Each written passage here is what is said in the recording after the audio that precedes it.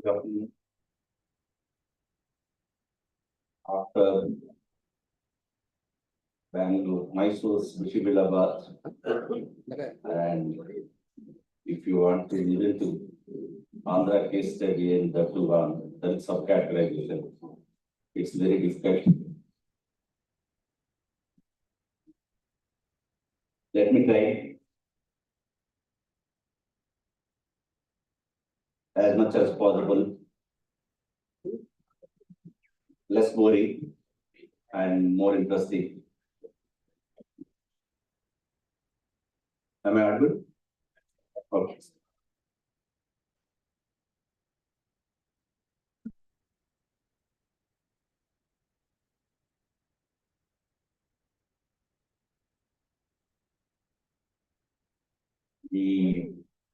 As today morning, our Reservation Master referred to 1931 census.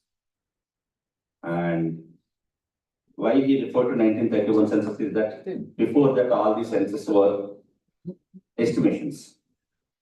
It was never accurate because before that, in 1921, Census Commissioner estimated that 52.6 million people in India addressable population. Other committee estimated it 30 million. And to avoid this confusion, the 9 tests that untouchability tests were conducted. And all the communities that passed these 9 tests were put it in a special schedule. That scheduled communities or castes became scheduled castes, where later on the first scheduled caste order GO came in 1936. Punjab has a distinct feature. Punjab has 30% of population scheduled castes. That's the only state. And Punjab also has a distinct feature that unlike many other states, they are not 15% reservations for scheduled castes. They have 25% of reservations for scheduled castes in Punjab. And the whole, after the state formation, the 50s, the whole 60s, until mid-70s, as and when there is an atrocity, as and when there is a, human rights violation, as and when there is a lesser budget allocation, all these 30% of MLAs used to come across the political lines, asserting, staging walkouts in unison. That became stone in the ice, which means that the 30% of MLAs in the state asserting for 1/3 of the budget. Let's say for a higher education or a school education or a public roads, if there is a budget of 100 crores or 200 crores, they started demanding for 30% for their own roads. So 30% of budget when they started demanding, without having an inquiry, without having any commission, without having any study, without having even a demand by the Dalits themselves, were divided into 2 groups, Group A and Group B. That is through an executive order by the Chief Minister Gnani Jail Singh in 1975 May. So till date, they are fighting with each other with the loggerheads. They could never come together for the last 40 years. That's where the seeds of divisions among the scheduled castes have begun. Haryana state partly carved out of Punjab, and it was 1994 November. Bhajanlal was the chief minister. Chamas versus Balmikis. He divided without without any demand from anyone. No commission was sustained and no study was conducted. He divided exactly 50% of each Group A category and Group B category. And till date, they didn't even know that they were divided. This is how the government plots. The political masters plot. Then come back to the famous story of Andhra. the combined Andhra Pradesh that I'm talking about, because now that they're separated, so our organizer, Professor Chomflecker sir, mentioned as Andhra and Telangana stories. The Telangana story of subcategorization is yet to begin, because with the combined Andhra Pradesh story it ended until August 1st of 2024. So the Andhra case study, Andhra story or Andhra Pradesh story, or including Telangana story, it begins. In 1993, UP Assembly elections, SP-BSP combination won the UP State Assembly. For that 1993 elections victory rally, all Dalit organizations wanted to celebrate. It's only a victory rally in Hyderabad Gymkhana grounds. No call, no mobilization, only posters were pasted. Little more than 5 lakh people were turned out, just for the victory rally in 1994. So the victory rally did not end with a rally. That was falling the hands of the then Telugu Desam Chief Minister, leader N.T. Ramarao. He sent overnight mediators that we will offer 40 seats to BSP in the forthcoming assembly elections. It was mediated by one Dalit journalist and Devendra Gaur of TDP leader then. That did not work out for various reasons, because Kanshiram wanted to spare more time or concentrate more in UP than coming back to Andhra and contest as a smaller player.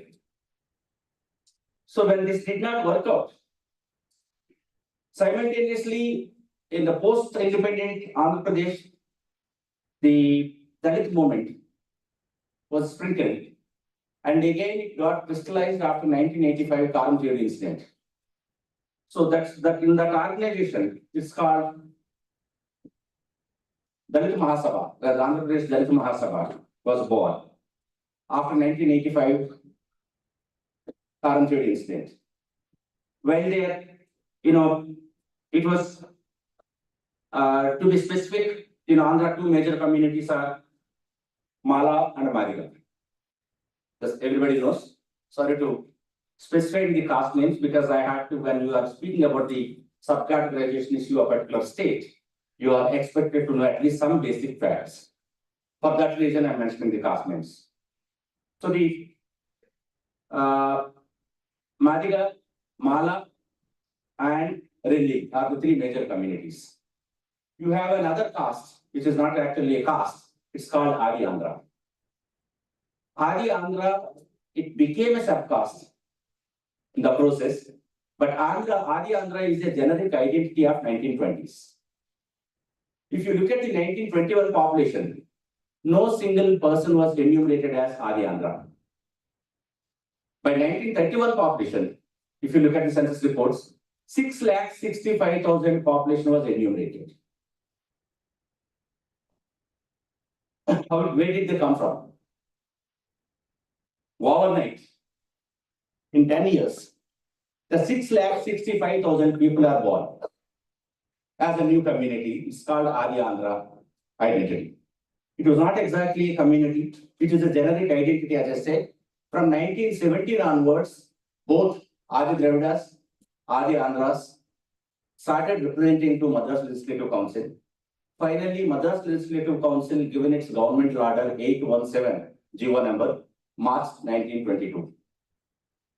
So, by that time, 22 and after, by that time, the 1921 census have already completed. So, nobody could enumerate as Adi Andhra. So, after 1922, everybody started claiming that who are all. And more importantly, about 9% of its population is in 4 districts: Krishna, Guntur, and 2 whatever districts. Rest of the states and rest of the districts, you will have 1, 2, 3, 4 families, but not en masse. Whereas the whole 9% of Andhra Pradesh, Adi Andhra population is in these 4 districts. And if you look at carefully their caste certificates, it's not just merely Adi Andhra. It's also mentioned as Adi Andhra Mala and Adi Andhra Madiga. So Adi Andhra is an identity, not as a caste. But whereas Later on, you call it Ramchandra Commission, or you call it Shamsrat Mehra Commission, or you call it the research institutions to whom that these studies were allotted. They also made the same, continue to make the same mistake. Nobody said that like it's an identity and it's not a caste. That is the way the concept of Adi Andhra, even in that Madras presidency, there is also Adi Kannadigas 1,000 population is enumerated. Because very few districts are in Madras presidency. Kannada districts falls in Madras presidency. Because the rest of them are either in Mysore state or with Nizam or with Bombay presidency, including Belgaum like places. So, so the population, if you look at the Andhra Pradesh map, I wish we have a PPTR facility, but if you look at the population, Andhra Pradesh state map, we have 3 geographical regions. One is the coastal Andhra, all the 9 districts of coastal Andhra from Orissa border to till Tamil Nadu border, the 9 districts. Then you have top port, part 10 Telangana districts. Then in between you will have Rayalaseema districts of 4. It's also known as CD districts. Anantapur, Chittoor, Kurnool, and one more district. So Kadapa, Kurnool, Anantapur, and Chittoor. So the subcategory population distribution, if you look at these 3 regions, in Andhra, you have, about 68% are Malas and about 18% Madigas and the 9% Adi Andhra, then the rest of the population. Whereas in the Telangana, the 10 districts, exactly the reversal order. 65% of Madigas, 17% Malas, rest of the communities, because we have total 59 communities in Andhra subcaste. After 1990, when the neo Buddhists were entertained as a scheduled caste, then it became 60 communities. There are 1 or 2, Marathwada districts. So the differential development in any state, in any community, when you take Karnataka, you take Tamil Nadu, there will be 2-3 competing communities in every state. Not all 50 or 30 castes will come together or equally grow together. In Andhra Pradesh, I'm talking about repeatedly the combined Andhra Pradesh before 2014 story. Because of the the coastal Andhra, because coastal Andhra falls under the Madras presidency. From 1893 onwards, the 1893 there was a special educational reforms were introduced by the Madras Legislative Council. It is known as Magna Carta of Panchama Education, as early as 1893. And this Magna Carta of Panchama Education of what? If the school is working, school building is on rent, working for Dalits for more than 3 years, buy that building for Dalit education. If the teacher is a temporary and the students are more than 50, then appoint 2 more teachers and that 2 Dalit teachers. And all these pupils, that is the Dalit children who are going to the school, should be given free uniforms and free books, irrespective of the parental income. So these are all the 1893 school reforms of Madras Legislative Council. And the second thing is the Christian missionaries. Because hardly you will find in coastal Andhra any village that doesn't have a Christian missionary school or a boarding or a church. That could be Roman Catholic, that could be Pentecost, that could be Seventh-day Adventist, that could be CBM, Canadian Baptist Mission. Because by 1932, there are 23 different conglomerations, denominations of Christian missionaries are working in coastal Andhra. More particularly, if you look at Godavari districts or Krishna or Guntur, which is more fertile. In these districts, almost 80% of the Christians are from these communities. Then you have the third most disturbed, thing is the social reform movements. Although social reform movements have a limited, access to Dalits, but whatever the schools that they established, they accommodated or admitted Dalit children in 3, 4, 5 each in every school. Whether it's Kanpur Veerasangam School or Rakpat Venkataraman School. Then you have certain individual samsthanams, like for example, Pitapuram Raja. He established 4 hostels to feed Dalit children because who cannot commute every day to their colleges and villages. Then you have, so the in 1920s, Madras Presidency, there is another department was called established. It's called Labor Department. C.F. Paddison, who was a former ICS officer, was a director of the school, director of the department. The labor school departments were not for the industrial workers. It is for the laboring community children. So in 1920 and 21 they began, and it continued till 1939-40. Then about 38,000 labor schools were working by end of 37, before 37, farmers of ministry. So 38,000 schools working for Dalit children in Madras Presidency British areas alone. You just imagine. So all these regions, whether you call it British colonial policies, or you call it Christian missionaries, or you call it social reform movements, or you call it samsthanams, all these things were absent in Telangana region because it's a feudal princely state. And no, sir, complete your phone. After that, I'll start. Because not only disturbs you, disturb other audience. I'll wait.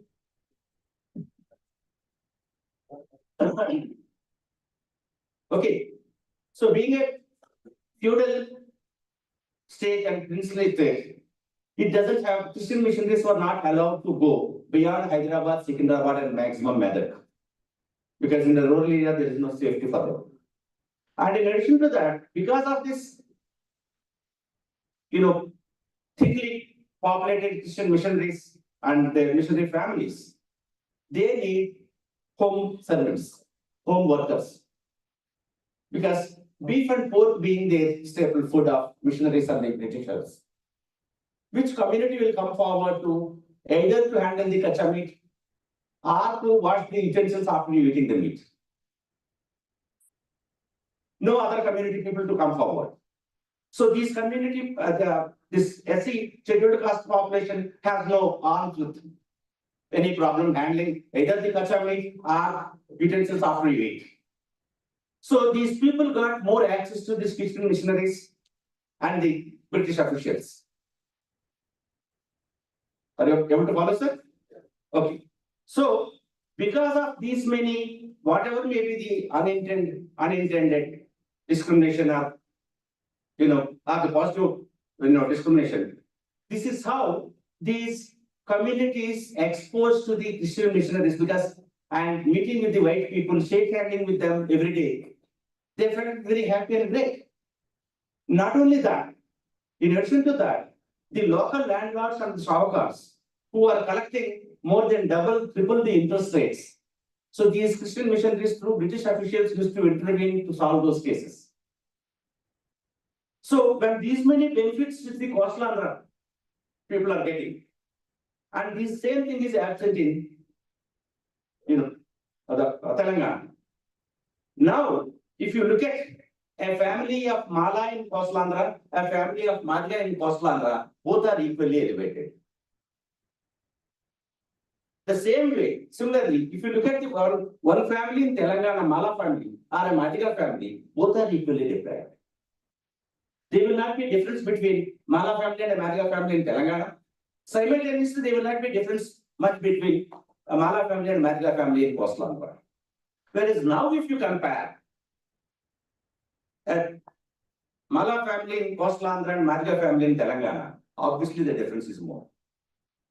The difference also follows another reason. After 1956 of state formation, when the state capital is at Hyderabad, and when the state boundaries have been erased from coastal Andhra to Telangana to So when these government offices are open for reservation, if you are fifth standard, you are a clerk. If you are seventh pass, you are a police constable. 10th pass, you are a SSLC teacher. Intermediate pass, government officer. BA pass, collector. So all those jobs which are available after 1956 are for everybody. Then this subcategorization or division or the regional thing is not there. Hyderabad being a capital. So this is where these communities en masse could go and manage to reach and occupy these positions. Now after 50 more years, now if you want to compare, certainly it will be comparable. So that leaving aside, then the story. Whether I have time? Yeah. Okay. No, if I want me to reduce, I'll reduce it. Okay. Please continue. Okay. Then the story begins now. We came till the victory rally of 1993, SPB combination. Then the 94. And I also mentioned about this Karan Chedu of 1985, where the Andhra Dalit Mahasabha organization was formed.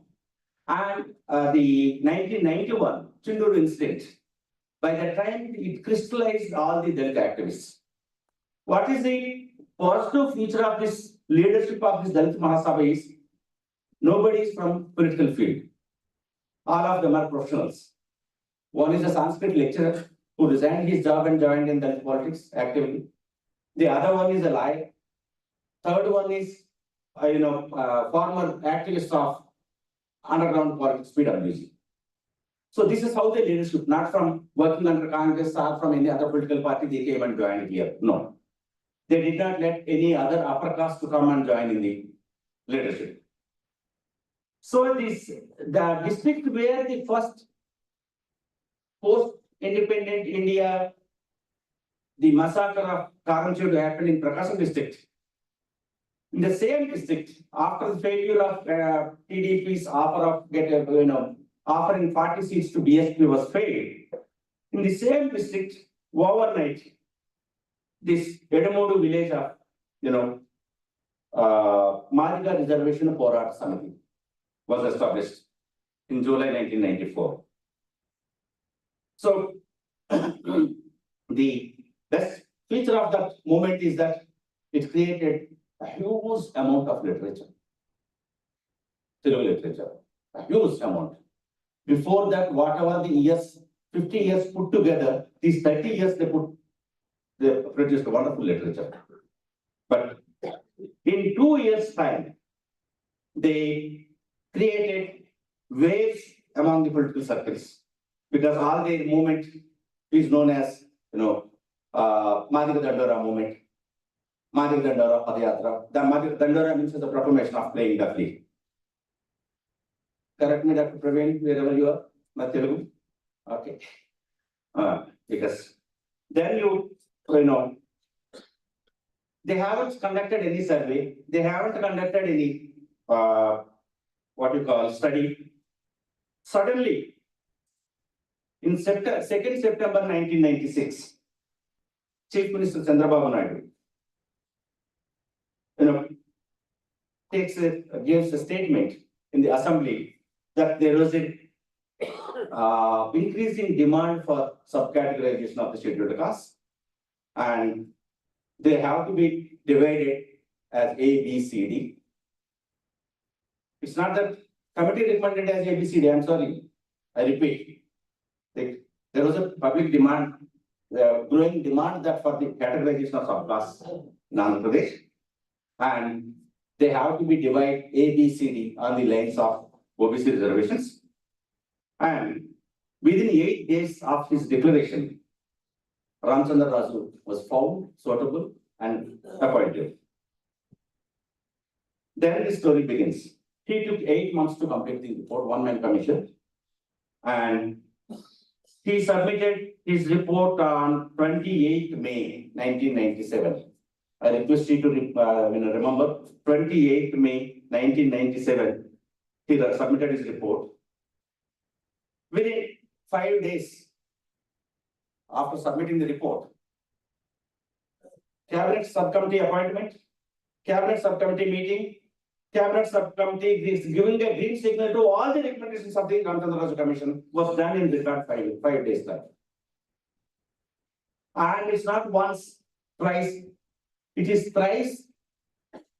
Andhra Pradesh State Assembly unanimously resolved to subcategorize the ABC of that subcategorization. Imagine the swiftness that they have, commitment that they have. When there is a Babri Masjid collapse, there is no unanimous resolution. When there is a Indo-China war, there was no unanimous, neither in the parliament nor in the assembly. Indo-Bangladesh war, there is no unanimous. Against Indian corruption, there is no unanimous resolution. In the communalism issue, there is no unanimous resolution. But whereas a SC subcategorization issue, right, left, or central, all political parties can come together because this is such an important issue for them, not even the country border issue. Just look at their commitment. The upper caste leaders, all across the political parties that I'm talking about. I'm not accusing any of one single political party. Then there was against this in 97, they got a GO passed. And there were petitions challenging in the AP High Court. And it was the GO was squashed as ultra virus because it's not consulted the National Commission for Scheduled Castes. So in October 1997, in turn, AP government appealed to the Supreme Court. Then the National Commission for Scheduled Castes advised them to withdraw from the Scheduled Castes and observed that the Ramchandra Raju Commission based on limited and inadequate data. So while this case was the pendency, in 2000, AP state government once again brought out a Scheduled Castes Rationalization of Reservations Act, and High Court upheld it. Against that, Andhra Pradesh Scheduled Caste Rationalization Act of 2000, the E.V. Chennaiah and others went to the Supreme Court. That is the famous case that you get to see in all India level. So that court case went on for 4 years. 5th November,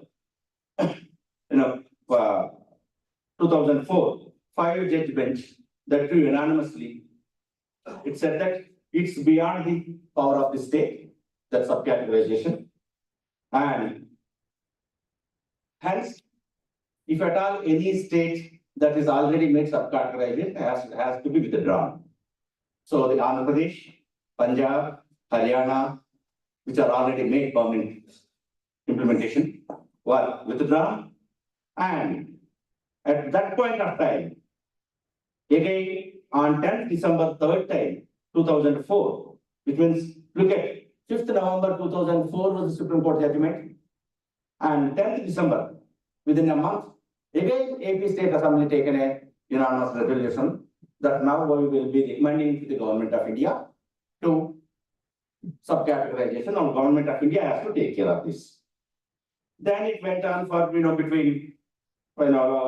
went for the Social Justice Ministry, SC Commission, then Cabinet Committee on Political Affairs, that retired judge of Supreme Court or High Court or who will head. Finally, it came after 3-4 Supreme Court judges declining, 3-4 High Court judges declining. Finally, as a choice number 8, Usha Mehra Commission. As Usha Mehra has taken a responsibility of, this looking at the commission, and she's taking charge on 19th May 2007.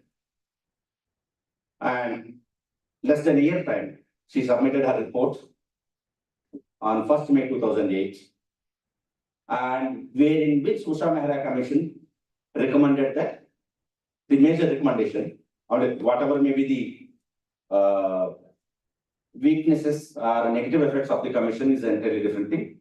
In addition to her recommendation, she mentioned that Article 341 additions, and we can add a clause number 3, which suggested. That's what exactly is now Supreme Court is for. The Supreme Court judgment is nothing new. They're already eagerly waiting for when will we put on the criminal layer issue. They are looking for an opportunity. It's not overnight thing. So other than that, anything that was done, this was all done, whatever the earlier commissions or committees have recommended. Nothing new in this present day Supreme Court judgment. I'm like, to the best of my personal knowledge, although in front of the legal luminaries, I am not anything. And it's basically, what is the Usha Mehra Commission? It seems merely an extension of Ramchandra Raju Commission and visited only 11 districts out of 23. And literally, it visited out of 23 districts, only 3 districts Dalit hamlets. So, as you know, morning, Professor Jawahar was talking about, it is not, I mean, many of these commissions or committees, they don't have time within that 3 months or 6 months or 8 months that to visit everyone and find out. And this commission study, this Usha Mehra Commission, visited 11 districts and Dalit hamlets only 3. And they issued commissioned a study to Indian Institute of Education and Economics in Hyderabad. That conducted a study out of 60 communities, only 36 communities. So at every point of time, it's a half-baked cake only that you get to hear, not fully any study. And the Usha Mehra Commission's another thing is that in the chapter 2, if you look at the profiles of communities were all 3-decade-old data, not even the fresh census or the recently available census. And for instance, some of the important indicators that the Usha Mehra Commission did not, scrutinize is the literacy rate, educational attainments, or workforce participation of Dalit communities. If you don't take any of these important indicators as required indicators, you understand. And in addition to that, most of our study data was based on Advisory Committee of 1965, otherwise known as Logo Committee. So after this Usha Mehra Commission in 2008, then Sardar Bhutta Singh was the National Commission for Scheduled Caste chairman, and he recommended that committee report for the Ministry of Social Justice, where afterwards we did not hear anything about the Usha Mehra Commission. Then how did it go to other states? It did not stop there. Although Punjab, Haryana, and Andhra Pradesh made acts, started implementing, and it did not stop there. In 2001, UP, the present defense minister was then chief minister in 2001, Rajnath Singh. He appointed a committee called Social Justice Committee by Hukum Singh as a head and Ramapat Sastri as a co-chair. And he wants to kill 2 birds at one shot. That is, he asked this committee people to count most backwards among both OBCs and Dalits, because he wanted to hit both SP and BSP simultaneously.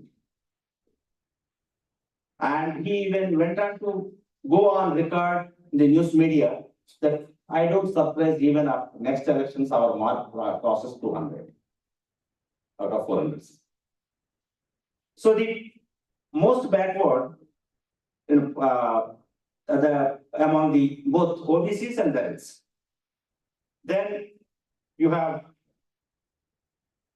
in this state, Justice Sadafim Committee, I think Chandrasekhar will be speaking on that. Let me not touch upon that.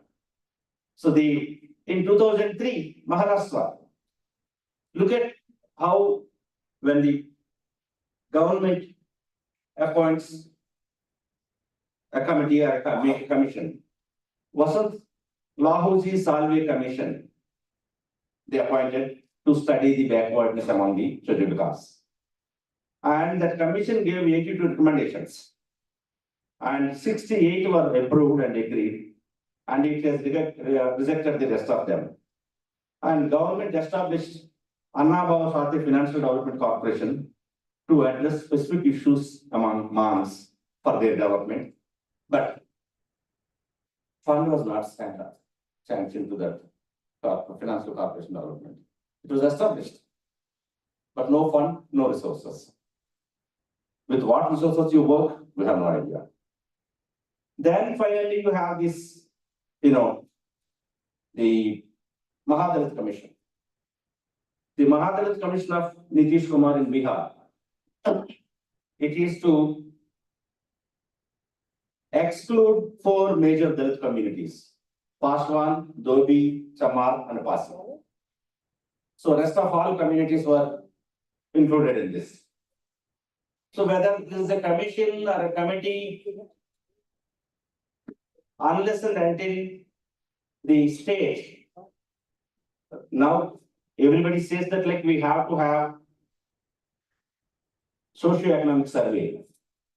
Who will do it? Either center or state or together, separately, we do not know. So these, after conducting the survey, unless and until unless we improve the capital assets and education levels, or rather more specifically, income earning capital assets to the families of most backward. Why? Because income earning capital assets precisely, unless and until they have a stable income assets, income coming, the children will not be able to go to school. They cannot afford to send. So whether through commissions or through subcommittees or through the state devised policies, unless and until we attend these things, ownership, capital assets, and educational levels, the most backward. I am for the subcategorization, I am not against, but there should be a scientific explanation, because what Andhra has done, one model, and Tamil Nadu is another model. In the Andhra model, they divided these 59 communities, the 60 communities into A, B, C, D. In each group, sometimes 7 communities, sometimes 25 communities, sometimes 18 communities are made into a group.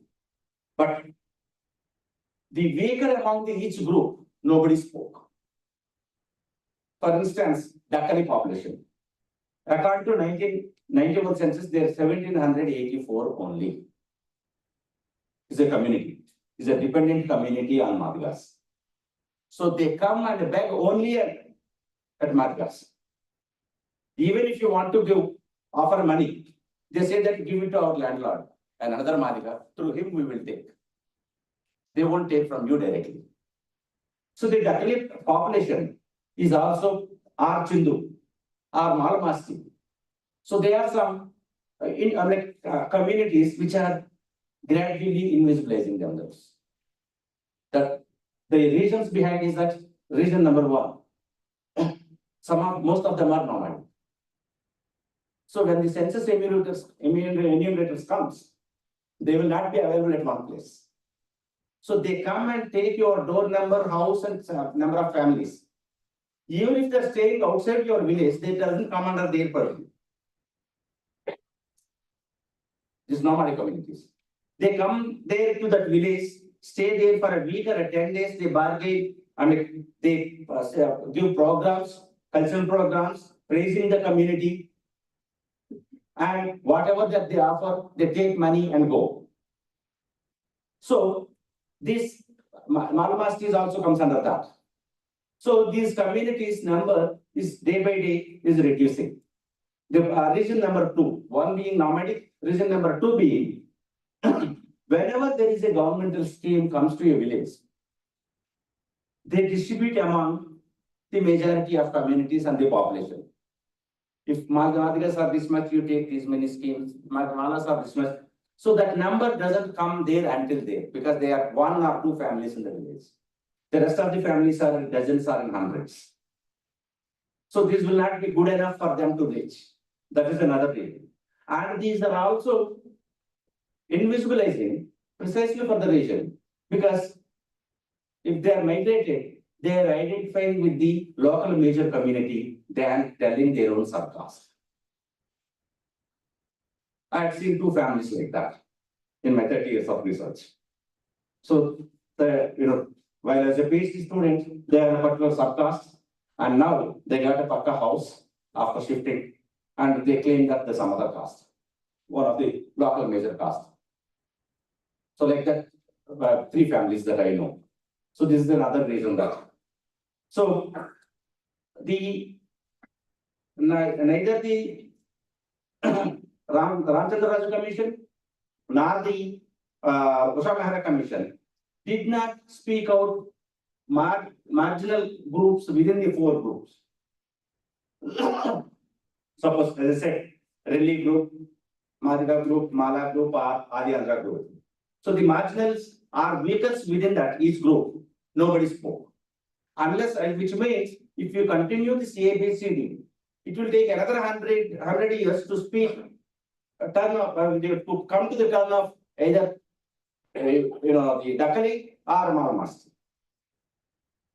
So unless you put them forward across the line, because there is no scientific explanation why these 25 communities are into group C, or why 18 communities of Madhya group were in.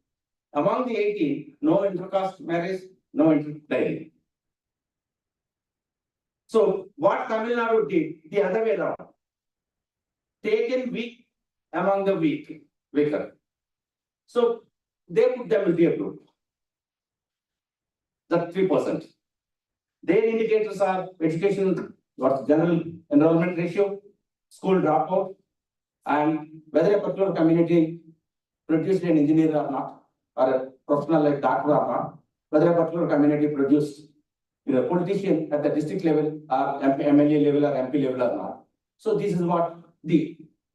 So far within the limited available models, perhaps I would agree with Tamil Nadu model than my Andhra model.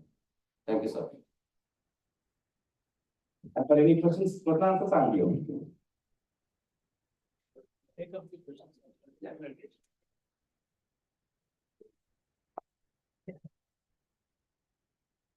I would like to thank Dr. Chinnaya sir, who presented the reservation and categorization of Andhra Pradesh and Telangana with wonderful thoughts and important data. Thank you, sir.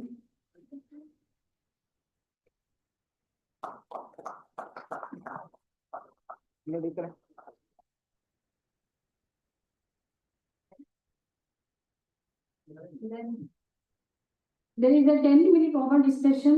Audience can ask questions. Okay. Karnataka ಮಾದರಿ ಕುರಿತು doctor K Chandrashekhar sir ಅವರು ವಿಷಯವನ್ನು ಕುರಿತು ಮಾತಾಡಬೇಕಂತ ಹೇಳಿ ಕೇಳ್ತಾರೆ.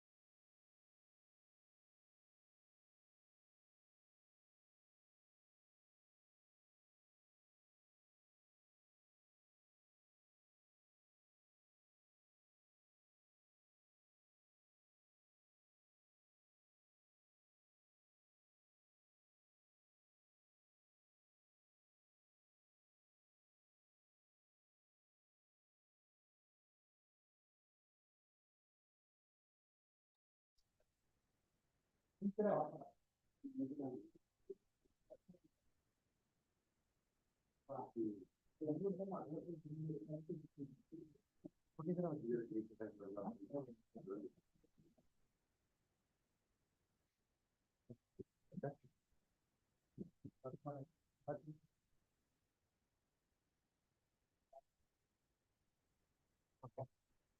you. My presentation title is Karnataka Model, Reservation and Categorization. Thank you. So Andhra, Tamil Nadu, the Karnataka model group to present model. And my friend Milan will actually coordinate in presenting this particular presentation. So Milan, yeah, please. Next slide. It is actually a picture I gathered from an Andhra cartoon. Actually, it represents how the reservation actually implemented in almost all for the 75 years. This is actually a famous cartoon that I actually Googled this picture in an Andhra cartoon, a famous cartoon from Andhra Pradesh. Yes, next. Yeah, this is actually, and in code, you know,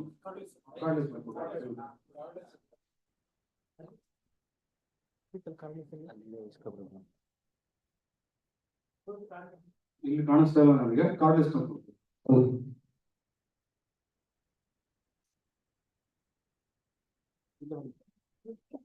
thank you thank you.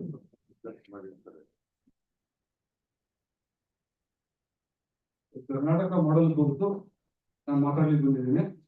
So actually we have three radical affirmative actions to uplift economically weaker section. Three radical uplift enhancement. Milan, go to the next slide. Next slide, please. Next slide. Yeah. Ready orderly.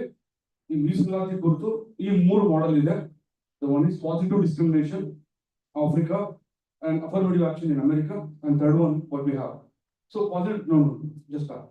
The positive discrimination. Now the word actually discriminate positively. Now we have to follow the word discriminate positively. In the South African cricket team, that team has banned for 22 years. You know why? Why South African cricket team banned for 22 years? Why Nelson Mandela was in jail for 27 years? The same reason. So, when after 1992 to 2024, can you mention any black player who represents in South African cricket team? You South African cricket team will have black players in the Makaya Entini, Temba Bauma, Kagiso Rabada. These three players actually represented since 1992 in South African cricket team. Though the positive discrimination was implemented in South Africa. Again, reservation of the Canada. Isn't in Africa go there? And a positive discrimination of the Canada. Now, black player na South African cricket team mele ಆಡಿಸೋದಿಲ್ಲ.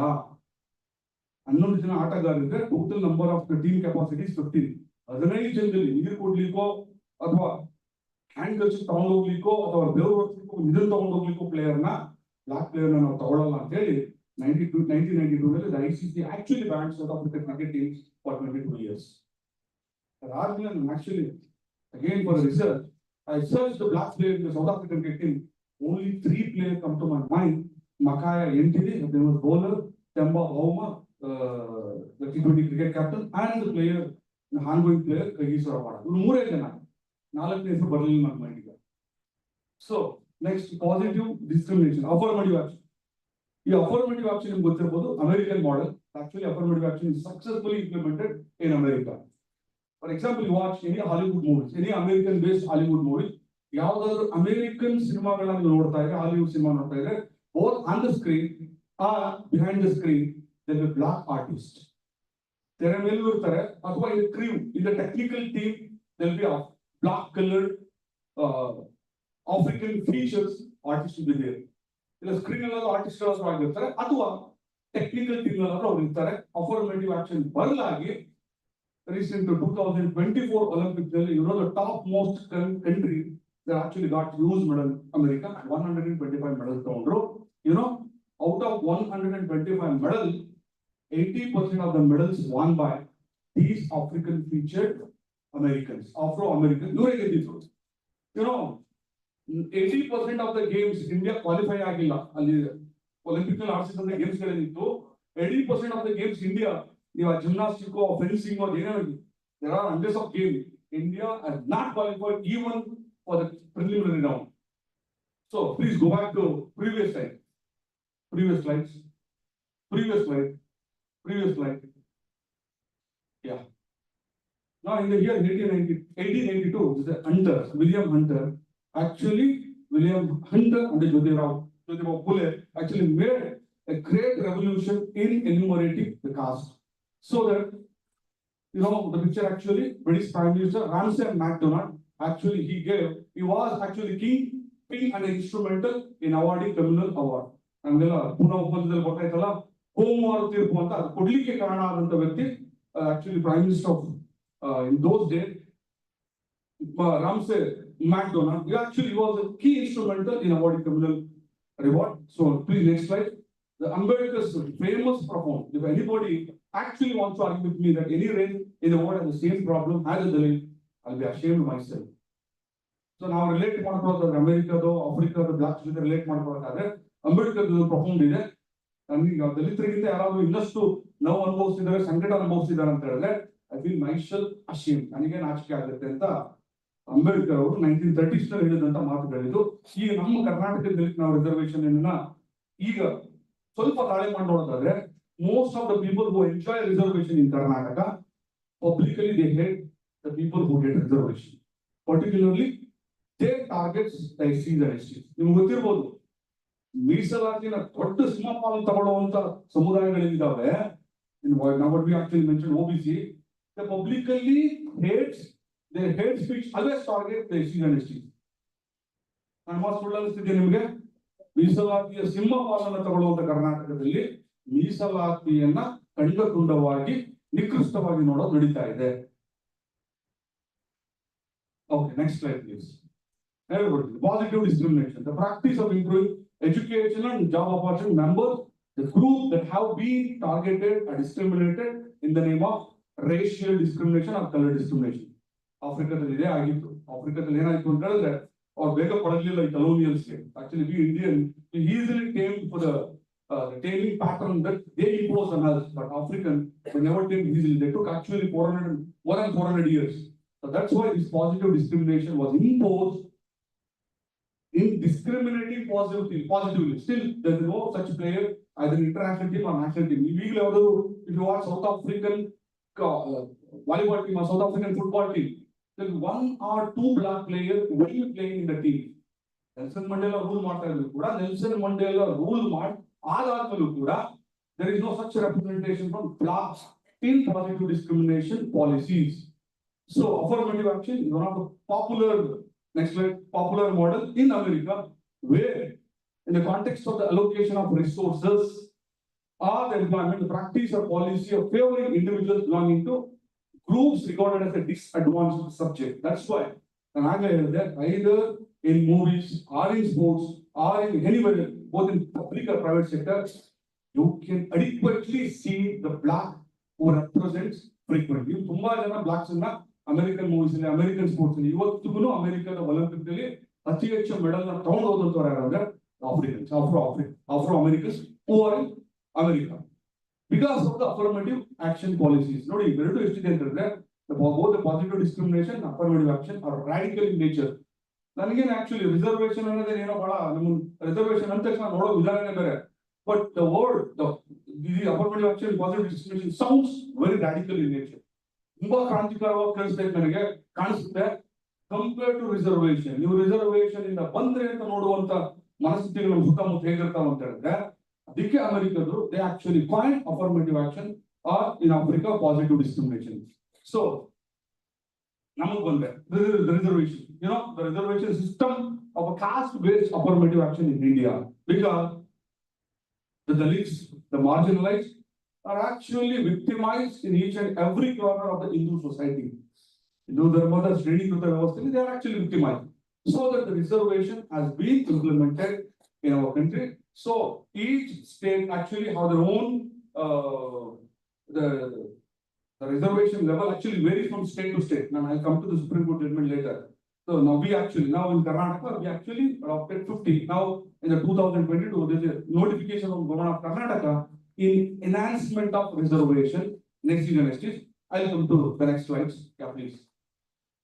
Yeah, this is demographic profile of the caste-based Karnataka population.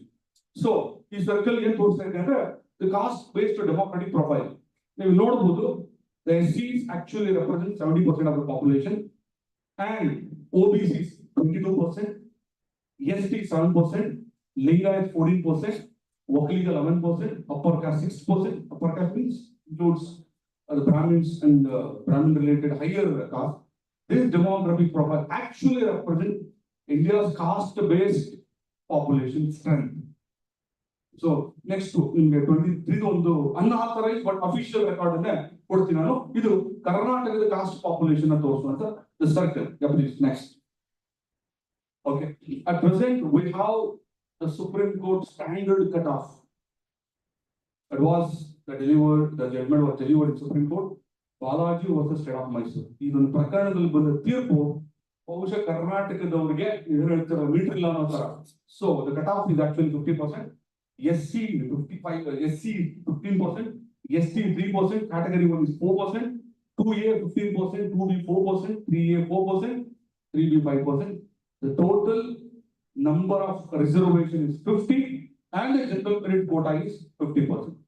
So this is how the reservation classification was actually made in Karnataka. Next slide please. So it was an enhancement of reservation.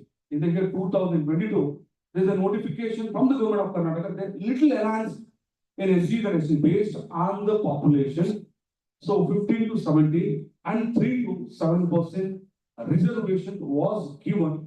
It's a controversial actually, the controversial rest is same actually.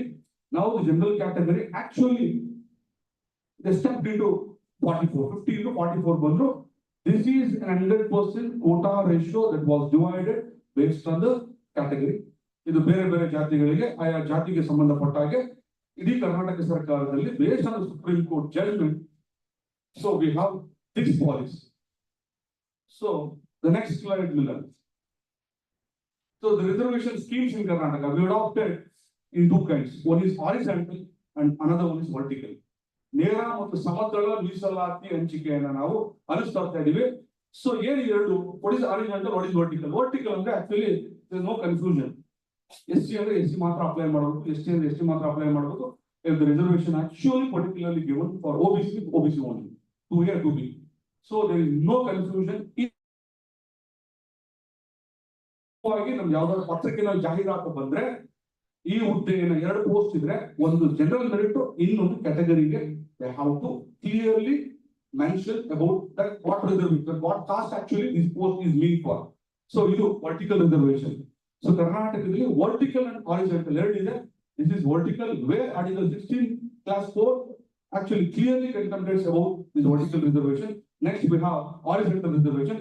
Horizontal reservation actually is unique in nature, called ex-serviceman, project displaced person, Kannada medium student, or student with physical disabilities, actually visually impaired person. ಇದನ್ನ ನಾವು actually horizontal reservation ಅಂತ ಕರಿತೀವಿ. ಈ reservation ಕೊಡುವಾಗ ಇದು Kota within Kota ಅಂತ ಕರಿತೀವಿ.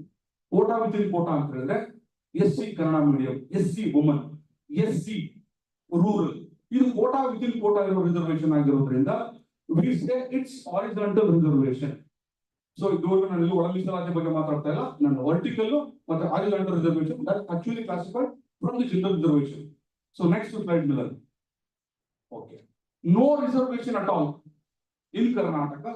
There is no reservation actually the promotion reservation group A and group B post. ನಮ್ಗೆ ಗೊತ್ತಿರಬೇಕು group A, group B, group C and group D. The top level KS officer, top level IAS, IPS officer ಏನಿದ್ದಾರೆ they'll actually come in the category of group A and group B. ಕೆಲಸ ತಗೊಳ್ಳಕ್ಕೆ ಅವರಿಗೆ ಮೀಸಲಾತಿ ಇದೆ, but there is no promotional reservation for group A and group B. ನೀವೇನಾದ್ರೂ ಈಗ KS officer select ಆದ್ರೆ I don't know whether you will step into higher ranking, you will retire in the same position. So reservation promotion ಗೆ ಕೊಡಬಾರದು ಅಂತ again Supreme Court ಒಂದು judgment ಬಂದಿದೆ. ನಾನು ಅದನ್ನ ಹೇಳ್ತೀನಿ. So there will be no reservation in Group A and Group B post, and there will be no reservation in appointing district court judges, high court judges, and Supreme Court judges. You ಎಲ್ಲಿವರೆಗೂ ಬರಬಹುದಂದ್ರೆ ಮುನ್ಸಿಪ್ judge mean civil judge union, the taluk level judicial magistrate of first class, judicial magistrate of second class courts ಏನಿದೆ ಅಲ್ಲಿವರೆಗೂ ಮೀಸಲಾತಿಯಿಂದ ಆರಾಮಾಗಿ ಬರ್ಬೋದು. If you have that even if you have to pass this the competitive exams, but you cannot appoint in the name of reservation to district, high court and the Supreme Court judges. It's ಸಾಧ್ಯವಿಲ್ಲ. And the working strength is less than 50%. What actually the actual sanction strength? 100 post ಇರಬೇಕಾದ ಕಡೆ 100 post ಇಲ್ಲ. ನೀವು just visit Karnataka state open university, Karnataka state open university ನೀವು meet ಮಾಡಿದ್ರೆ ನೋಡಿದ್ರೆ ಅಲ್ಲಿ ಎಷ್ಟು ಪೋಸ್ಟ್ ಇರಬೇಕಾಗಿತ್ತು, ಎಷ್ಟು ಔಟ್ಸೋರ್ಸಿಂಗ್ ಇದೆ, ನಿಮಗೆ ತಲೆ ಕೆಟ್ಟೋಗ್ಬಿಡ್ತಾ ಇದೆ. 4 ಪೋಸ್ಟ್ ಸ್ಯಾಂಕ್ಷನ್ ಮಾಡ್ಬೇಕಾದ ಕಡೆ ಔಟ್ಸೋರ್ಸಿಂಗ್ 4 ಪೋಸ್ಟ್ 8 ಪೋಸ್ಟ್ ಇದೆ. You meet Jayadeva Hospital, you just take the file of Jayadeva appointment, the file where the recruitment is completely based on outsourcing. Reservation ಅಲ್ಲಿ ತಗೊಂಡ್ಬಿಟ್ಟಿರ್ತಾನೆ ಸಮಸ್ಯೆ, outsourcing ಅಲ್ಲಿ ತಗೊಳ್ಳೋದು. So that's why there will be very lesser spend in comparison with the sanction strength. ಎಷ್ಟು sanction ಮಾಡಬೇಕಾಗಿತ್ತು ಅದಕ್ಕೆ ಅರ್ಧ ಇದೆ, ಇವನು ಇನ್ನೂ ಕಡಿಮೆ ಇದೆ, less than 30% or 40% in high level courts, and no reservation in private schools and private colleges. ನೀವು ಯಾರಾದ್ರೂ RTI ಪಾಪ ಸೀಟ್ ತಗೊಳ್ಳೋ ಪೇರೆಂಟ್ಸ್ ಎಲ್ಲ ಸ್ಥಿತಿಗಳು ನೋಡಬೇಕು. They will be humiliated publicly. ಮಕ್ಕಳು humiliated and the parents also humiliated in getting the seat in the name of RTE. So there will be no proper reservation was successfully implemented in private schools and colleges, and no reservation in National Public School, Delhi Public School, St. Joseph, Christ Giant, etc. institutions. And though the NLSI, Mohan Gopal Badir Bhatakito, one of the premier institution of the Asia, National Law School of University, it was established under the Karnataka State Universities Act. When Ramakrishna was the CM of Karnataka, our iಡೀ national law school ಕರ್ನಾಟಕದಲ್ಲಿ launch ಆಗಿದ್ದೇನೆ under Karnataka state universities act. ನೀವು ಕರ್ನಾಟಕದವ್ರಿಗೆ ಹೋದ್ರೆ ನೋಡಿದ್ರೆ ನೀವು ಒಂದು 10 ವರ್ಷಕ್ಕೆ 4 ಜನ ಬರ್ಬೋದು ಅಲ್ಲಿ. No local reservation, state reservation ಇಲ್ವೇ ಇಲ್ಲ. Actually implemented central reservation. Yeah, next slide. Yeah, this is actually a chart published in Prajavani very recently, April 2024. Election time is not put in. Actually, the population, the percentage 108 crore SC, 42 lakh ST, and Muslims 75 lakhs, and Lingayat 73 lakhs. First 3 categories is put around 2 crore. Karnataka is the feudal caste level. ನೀವು ಪಟ್ಟಿ ಬಂದಾಗ ಪ್ರಜಾವಾಣಿ ನೋಡ್ಬೇಕಾಗಿತ್ತು, ಯಾರು Prajavani office ನುಗ್ಲಿಲ್ಲ, ಬೆಂಕಿ ಹಾಕ್ಬಿಡ್ಬೋದು ಅನ್ಕೋಬಿಟ್ಟಿದೆ. ಯಾಕಂದ್ರೆ how a dominant or a feudal caste can accept the Muslims is higher than us, the Dalit is higher than us, ಒಪ್ಕೊಳ್ಳೋದು ready ಇದಾರ. ಕರ್ನಾಟಕದ feudal ಕಮ್ಯುನಿಟಿಗಳನ್ನ ಏನ್ ಕರಿತೀವಿ ಅವ್ರಿಗೆ ಮುಸ್ಲಿಂ 75 lakhs, ಲಿಂಗಾಯ 73 lakhs. ನೀವು ಒಕ್ಕಲಿಗರು ನೋಡ್ಬೇಕು ಪಟ್ಟಿ 70 lakhs. So ಇದು authentic source, but Karnataka government release ಮಾಡಿಲ್ಲ, but unofficially it was revealed, so it was carried in Prajavani. So this is a demographic profile again. So ಈ ಕೇಳ್ತಿರೋದ್ರಿಂದ ಈ ಕಾಸ್ಟ್ ಸೆನ್ಸಸ್ ಮೇಲೆನೆ ನೀವು ಮೀಸಲಾತಿ ಯಾಕೆ ಜಡ್ಜ್ಮೆಂಟ್, ಇದು ಕಾಸ್ಟ್ ಪಾಪ್ಯುಲೇಷನ್ ಸ್ಟ್ರೆಂತ್ ಮೇಲೆನೆ ಮೀಸಲಾತಿ ಯಾಕೆ ಕೊಡಬಾರ್ದು ಅನ್ನೋ ಚರ್ಚೆಗಳು ಬರ್ತಿದೆ. ಆಕ್ಚುಲಿ ಇದು fair, actually the argument is fair. ಇಷ್ಟು ಪಾಪ್ಯುಲೇಷನ್ ಸ್ಟ್ರೆಂತ್ ಇರೋರು ಅವರ ನ್ಯಾಯ ಸಂಬಂಧ ಬೇಡಿಕೆ ಕೇಳ್ಬೋದಲ್ವಾ? Yeah, next slide please. The same picture again. ರಾಜ್ಯದಲ್ಲಿ ಒಟ್ಟು 1351 ವಿವಿಧ ಜಾತಿಗಳ ಮೇಲೆ ಸಮೀಕ್ಷೆ ನಡೆಸಲಾಗಿದೆ. ಇದರಲ್ಲಿ 816 ಇತರ ಹಿಂದುಳಿದ ಜಾತಿಗಳನ್ನು ಗುರುತಿಸಲಾಗಿದೆ. ಅಂಡ್ ಹೊಸದಾಗಿ 192 ಜಾತಿಗಳನ್ನು ಪರಿಗಣನೆಗೆ ತೆಗೆದುಕೊಳ್ಳಲಾಗಿದೆ. ಸುಮಾರು 30 ಜಾತಿಗಳನ್ನು ಅತ್ಯಂತ ಹಿಂದುಳಿದ ಜಾತಿಗಳ ವರ್ಗದಡಿ ಸೇರಿಸಲಾಗಿದೆ. So 192 castes were actually enumerated. Maybe it's first of its kind enumeration has been made, and ರಾಜ್ಯದ 6 ಕೋಟಿ ಕನ್ನಡಿಗರಲ್ಲಿ 5.98 ಕೋಟಿ ಜನರನ್ನು ಸಮೀಕ್ಷೆಗೆ ಒಳಪಡಿಸಲಾಗಿದೆ. Maybe it's a Guinness record. Out of 6, 5.98 crore has been enumerated in caste census ಅಂತ ಬರ್ತಿದೆ. So, is authentic ಆಗಿದ್ರೆ, if it is actually genuine or authentic, then the demand is valid either in public forum or in private forum. The next slide. So now the demand, okay, subcaste. There are 101 subcasts in SCs. Olaya, Madiga, Bovi, Lambani, Samagara, Koracha, Korama. And 56 subcastes in ST, Nayaka, Valmiki, and Adivasi. And category 1, Uppara, Golla, Pinjas, and 95 to mention. And in category 2A, 102 subcastes including Kuruba, Idiga, Vishwakarma, Namadari, Devadiga, Madiwala, Kumbara, Devanga, Digala, Shaurika, Billava, Pujari, Divara, Kanchugara, and Nadava, Savitatamar. It includes 2B includes Muslim and other communities, and 3A actually 12 castes from Wakaliga, Reddy, Banta, Balija, Kodava, and 3B. This group includes Veera Shaiva, Lingayat, and all subclasses belonging to this Veera Shaiva and Lingayat. I mentioned not all 101 or not 92 or 95. The major communities from the 1947 or 1951, they are actually beneficiary of reservation. 101 ಜಾತಿಗಳಲ್ಲಿ 101 ಜಾತಿಗಳು ಮೀಸಲಾತಿನ ತಗೊಂಡಿಲ್ಲ. ತಗೊಂಡಂತ ಸಮುದಾಯಗಳು hardly 6 to 8 or 8 to 10. ಅಲ್ಲಿದೆ ನೋಡಿ 56 subcaste in ST, only 5 to 6 staff has been beneficiary of the reservation. 50 ಜಾತಿಗಳು ಕೂಡ 56 ಜಾತಿಗಳು ಕೂಡ ಮೀಸಲಾತಿ ಪಡ್ಕೊಂಡಿಲ್ಲ. ಅಲ್ಲಿ 101, ಇನ್ನೊಂದು ಕಡೆ 95, ಇದಿಷ್ಟು ಜಾತಿಗಳು ನನಗೆ ಗೊತ್ತಿರೋ ಹಾಗೆ 80 to 85% the subcaste people doesn't know about anything about the reservation policy that available in Karnataka, government of Karnataka. ಗೊತ್ತೇ ಇಲ್ಲ. There is a community called Dombidasa. There is a community called, ಜೇನು ಕುರುಬ, ಕಾಡು ಕುರುಬ, ಏನೇನು ಕಮ್ಯುನಿಟಿಗಳಿದ್ದಾವೆ. ಈ ಜಾತಿಗಳಿಗೆ ನಮಗಿರುವ ಮೀಸಲಾತಿಗಳ ಬಗ್ಗೆ ಅವ್ರು ಅರಿವಿಲ್ಲ. So that I mentioned only popular communities who are the beneficiary of reservation. ಇಷ್ಟು ಅಂದ್ರೆ ಮತ್ತೆ ಮೀಸಲಾತಿನ ಪಡ್ಕೊಂಡು either education, employment or political reservation. Indian Constitution guarantees 3 kinds of reservation. One is education reservation and political reservation and in terms of recruitment reservation. ಈ ಮೂರು ಇದೇ ಕಮ್ಯುನಿಟಿಗಳ ನಿಮ್ಗೆ ಎಲ್ಲಾ ಕಡೆ ಕಾಣಿಸೋದು either in government job or in institution or in political reservation. ನಿಮಗೆ ಈ ಜಾತಿಗಳು ಬಿಟ್ಟು ಬೇರೆ ಜಾತಿಗಳು ನಿಮ್ಗೆ ಗಮನ ಬರ್ಲಿಕ್ಕೆ ಸಾಧ್ಯನೇ ಇಲ್ಲ. Please next slide. Okay, now the demands. Still on population ಕೊಟ್ಟಾದ್ಮೇಲೆ now they have their own demands. What is the demand? Yeah, for example, SC. Now the SC and ST, now the argument is the 15 to 70%, the 2% reservation has to be enhanced, and from 4 to 7, 3 to 7, 4 to 7% has to be enhanced. 15ರಿಂದ 17 ಹೋಗಬೇಕು, 4ರಿಂದ 7 ಹೋಗಬೇಕು. There is demand from the SC. And the Kuruba community now it's in 2A category, frequently demanding to include it in ST. ST community reservation ಜಾಸ್ತಿ ಆಗುತ್ತೆ ಅಂತ ಗೊತ್ತಾಗ್ತಿದೆ. Kuruba wants to be yes, 2A wants to be ST, and the Wakaliga community is currently enjoying 4% reservation in category 3A, where the demand that has to be increased to 12%. ಈ Kuruba ಈ Wakaliga community ಅವ್ರದ್ದು ಏನಂದ್ರೆ ನಮಗೆ ಇರುವಂತ ಯಾವ community 3 ಏನಲ್ಲಿ ಕೊಡ್ತಾ ಇರೋದು 4% only, but the population is very huge, so that it has to be enhanced to 12%.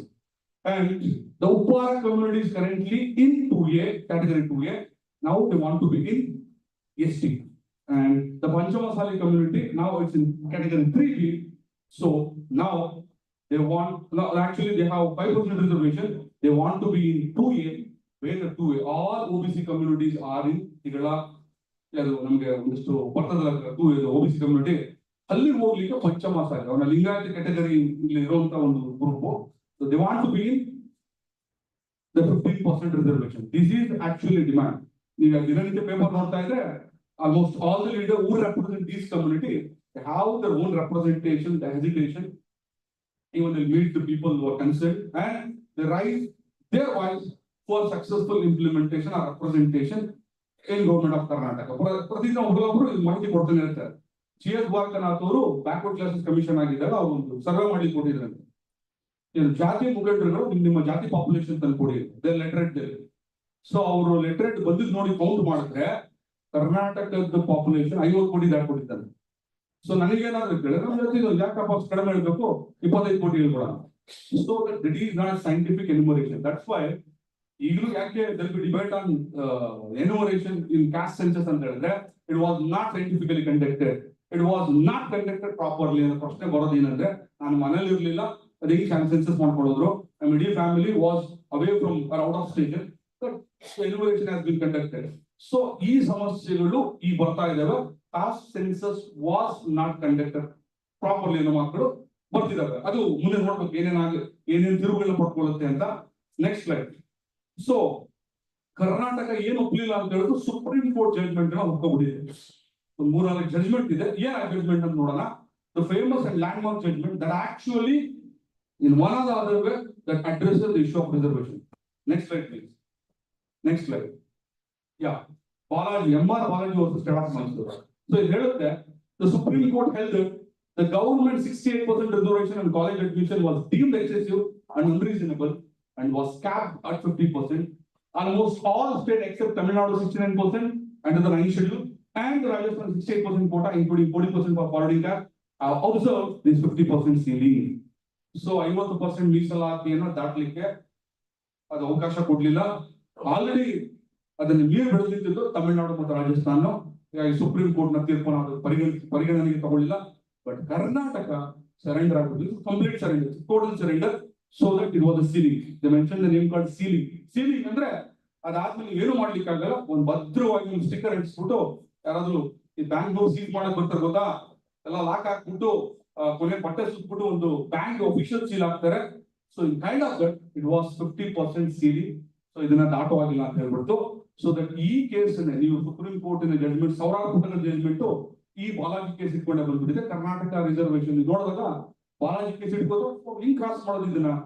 So next case, so ಇನ್ನೊಂದು ಕೇಸ್ ಬರುತ್ತೆ, Indira Sawhney and other versus union of India. ನಾವು SC/ST ಬಳಸ್ತಾ ಇದ್ರಲ್ಲ ಕ್ರಿಮಿ ಲೇಯರ್ ಅಂತ.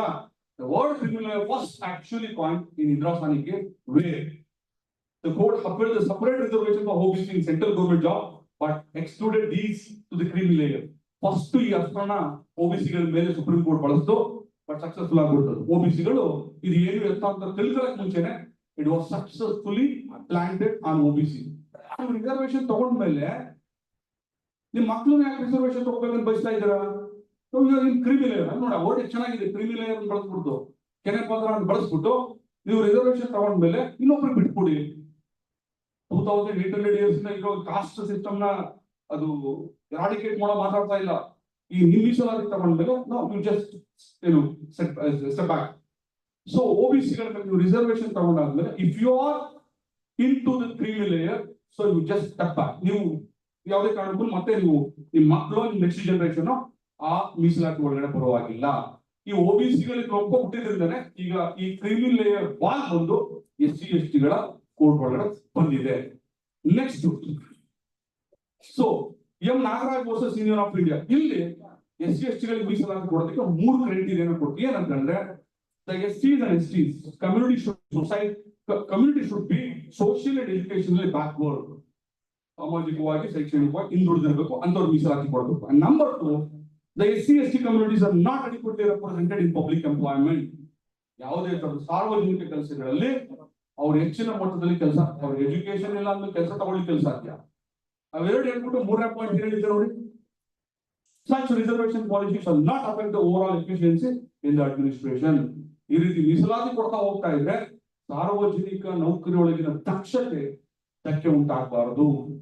ಒಂದು SC/ST ಮೀಸಲಾತಿ ಕೊಡಿ ಅಂತ ಹೇಳ್ತಾ ಇದೆ, ಯಾವ ಕಾರಣಕ್ಕೆ ಕೊಡ್ಬೇಕು ಅಂತ ಹೇಳ್ತಾ ಇದೆ. ಬಟ್ ಮೀಸಲಾತಿ ಕೊಡೋದ್ರ ಮೂಲಕ ಎಲ್ಲೋ ಒಂದ್ ಕಡೆ ಈ ಸಾರ್ವಜನಿಕ ನೌಕರಿಯ ಒಳಗಿನ ದಕ್ಷತೆಗೆ ಧಕ್ಕೆ ಬರಬಾರದು ಅಂತ ಹೇಳ್ತಾ ಇದೆ. ಸೊ ನೆಕ್ಸ್ಟ್ ಮಿಲನ್ 4th ಬರುತ್ತೆ.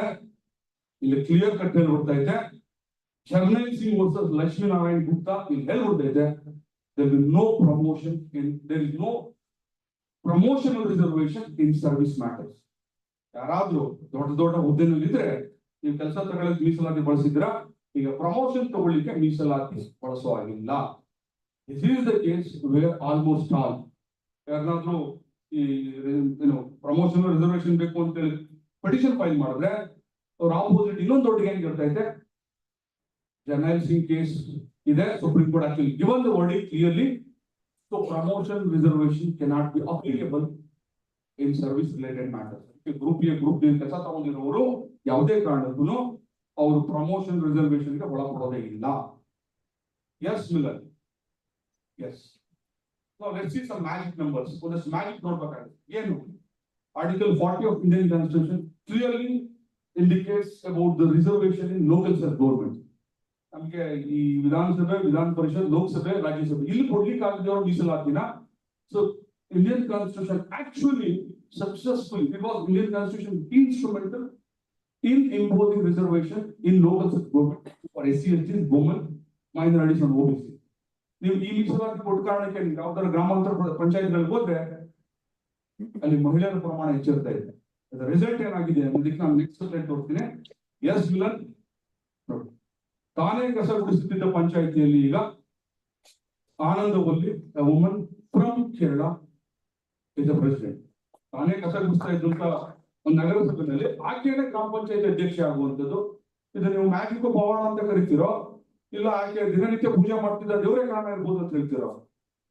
Constitution, because of Indian constitution ಏನಿಲ್ಲ. ಇಂಡಿಯನ್ ಕಾನ್ಸ್ಟಿಟ್ಯೂಷನ್ ಇಲ್ಲ ಅಂತ ಹೇಳಿದ್ರೆ this woman she has to serve as the most menial work in that panchayat. Next slide ಕೊಡಿ. ಅದನ್ನೇ ಹೇಳ್ತಾ ಇದ್ದೆ, ತಾನೇ ಕಸ ಕೊಡಿಸ್ತಿದ್ದಂತ ಪಂಚಾಯತ್ ಅಲ್ಲಿ ತಾನೇ ಅಧ್ಯಕ್ಷ ಆಗುವಂತ ಈ ಪಾಸಿಬಿಲಿಟಿ ಇಂಡಿಯನ್ ಕಾನ್ಸ್ಟಿಟ್ಯೂಷನ್ ಬಿಟ್ರೆ ಯಾವ ಮ್ಯಾಜಿಕ್ ಇಂದಲೂ ನಡೆಯಲಿಕ್ಕೆ ಸಾಧ್ಯನೇ ಇಲ್ಲ. ಮುಂದೆ ಒಂದು ಕರ್ನಾಟಕದ ಎಕ್ಸಾಂಪಲ್ ಕೊಡೋದಾದ್ರೆ ನೋಡಿ, Shrimati Huchavva Chandrappa Madara, woman from Madara community. ನಾವು ಆಕ್ಚುಲಿ ಅಧ್ಯಕ್ಷರು ಗ್ರಾಮ ಪಂಚಾಯತಿ ಅನಗವಾಡಿ.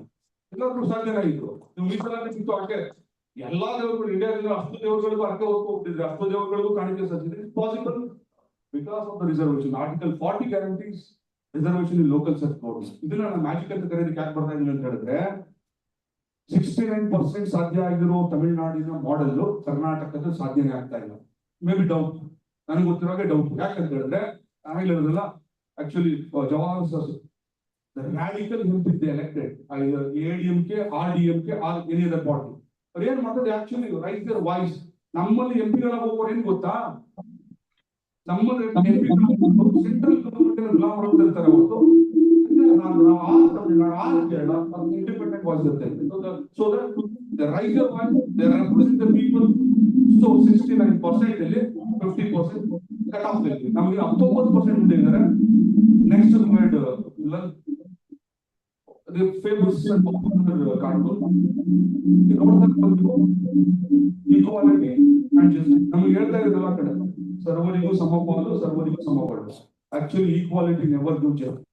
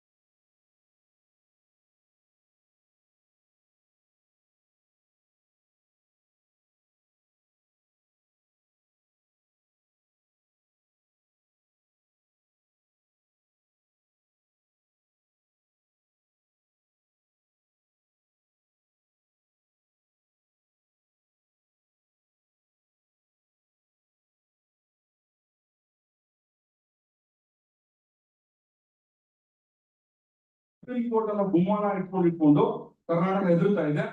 ಸೊ ಇದುವರೆಗೂ the 3 judgement, Balaji judgement and Champakam Dorairajan judgement, ಈ ಜಡ್ಜ್ಮೆಂಟ್ ನಲ್ಲಿ ಇಟ್ಕೊಂಡು Karnataka government is not actually aggressive.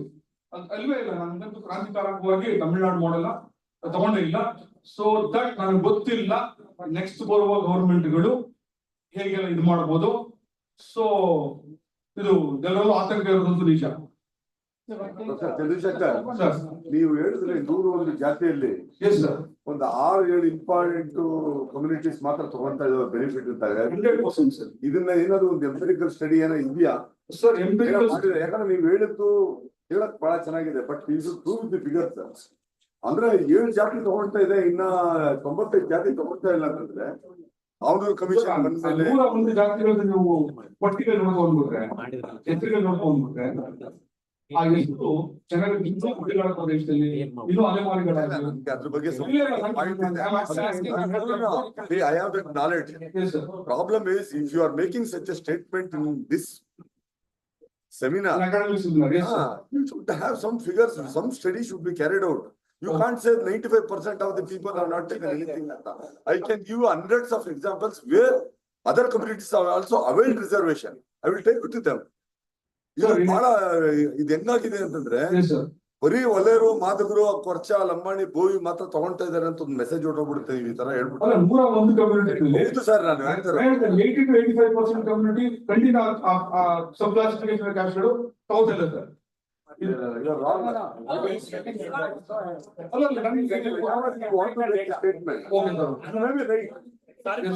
There should be some study. Sorry for the interruption. The president is on the line. Since from 10:30 he's waiting for us, we will take him now. Then we'll have discussion. Professor Mohan Gopal.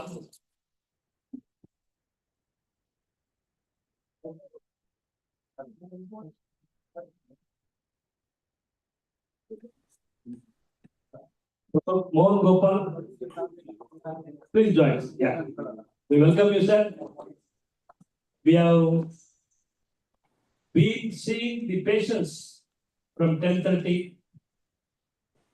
I appreciate your patience and the commitment for the cause of the social justice. You have been contemplating on this issue. We are very proud of you.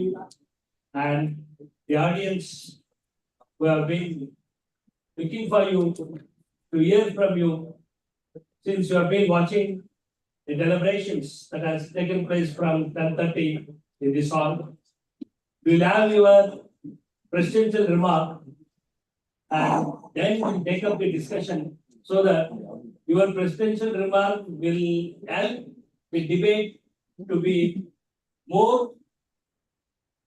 meaningful, and this program eventually would help us to go forward.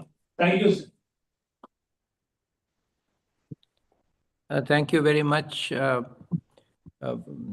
Professor, and I hope I can be heard. Professor Somshekhar, Yeah. can I be heard? Am I audible? Yeah, audible. Okay. So I would like to pay my respects to Professor Somshekhar, the director of the very efficient and well-organized Dr. Ambedkar Center, who is the host of this meeting. I would also pay my respects to our very respected, distinguished senior advocate, Sri Ravi Varma Kumar, who spoke first, and I had the pleasure of listening to him and all the other presentations also. Professor Jawahar, Professor Chinna Rao, Dr. Chandrasekharan. And I'd like to, I know it is very late in the day, you must all be very tired. I had expected to speak actually after Professor Mr. Ravi Varma Kumar, as was shown in the program. And so I had prepared a more detailed presentation, but I think late in the evening it may be difficult, but in any case, I will make some 2 or 3, the main points. My focus will be naturally to understand the recent judgment, August 1, 2024 judgment of the Supreme Court in the state of Punjab versus Davinder Singh, and with I think it as all the speakers have said, it is a very important, very complex judgment, and I think we need to, the need of the hour is to have public awareness of that judgment, mainly because that judgment is written in a somewhat technical way. The main, I won't say the main, but it's about 600 pages, all the 5 judgments together, and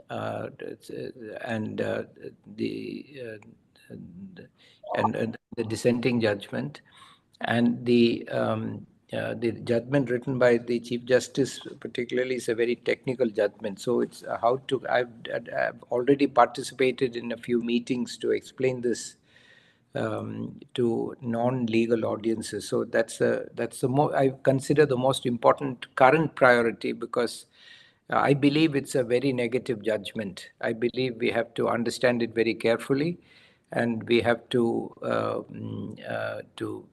build awareness about its danger, and hopefully persuade the Supreme Court to reconsider some of the aspects of the judgment. First of all, let us understand that the judgment is a reference judgment, as we all know, from the case the State of Punjab versus Davinder Singh, where 5 judges decided to refer to E.V. Chinnaya, the judgment for reconsideration. And that was referred, therefore, to a 7-judge bench, because E.V. Chinnaya was also a 5-judge bench. And particularly, that reference covered 4 or 5 aspects which are described in listed in Justice Chandrachud's judgment. And in one of these points, the referring bench had specifically asked, and to clarify this right away, had specifically asked about 4 or 5 points of E.V. Chennaiya to be reconsidered by a reference by a larger bench. And the last point in that, which was asked to be reconsidered by the bench, was the question raised in Jarnail Singh, which was a 2018 judgment, about the applicability of creamy layer to scheduled castes. So Jarnail Singh had expressed the view that it should be applicable, but since it was covered by a coordinate bench, they did not. It was not applied. So the reference judgment actually asked the reference, and there was a very explicit statement by Justice S.B. Sinha in the E.V. Chinnaya judgment, where he had said very clearly that the creamy layer concept, after quoting in Indira Sawhney's creamy layer concept, Justice Sinha had very clearly said that the creamy layer concept cannot be applied to, this was in Chinnaya, that the creamy layer concept cannot be applied to scheduled castes. And if it has to be done, there has to be an amendment through Parliament, but state legislatures cannot do it. Parliament has to amend the Constitution to provide for it.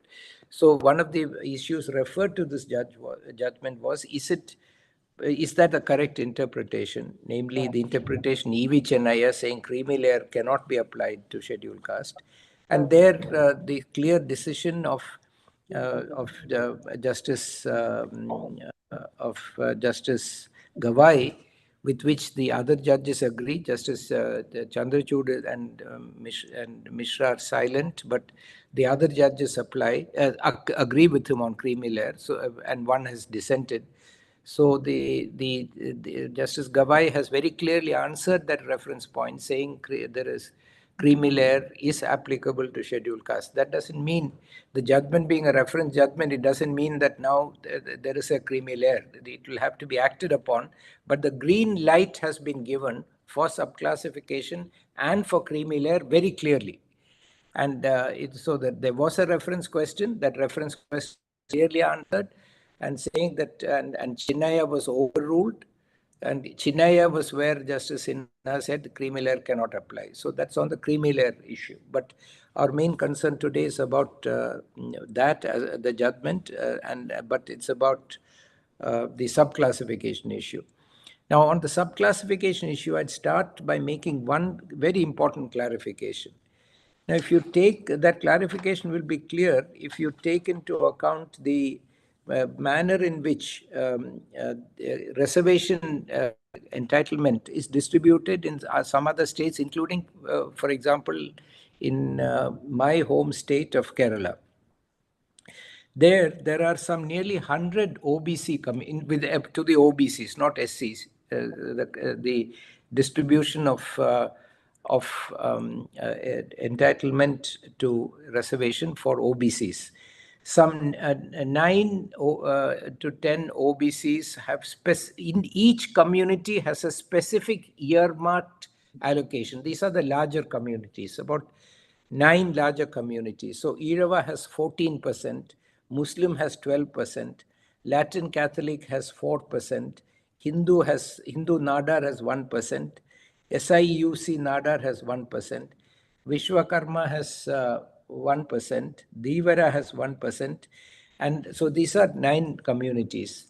Then the residual OBCs, there is one category called residual OBCs. Residual OBCs have roughly about 90 odd, currently 90 odd OBCs communities which are listed in the OBC list. All the others are together given, nearly around 90 communities. That list sometimes keeps changing. It's a state list. About 90 communities are given 3% as a class, subclass, as a subcategory, 3%.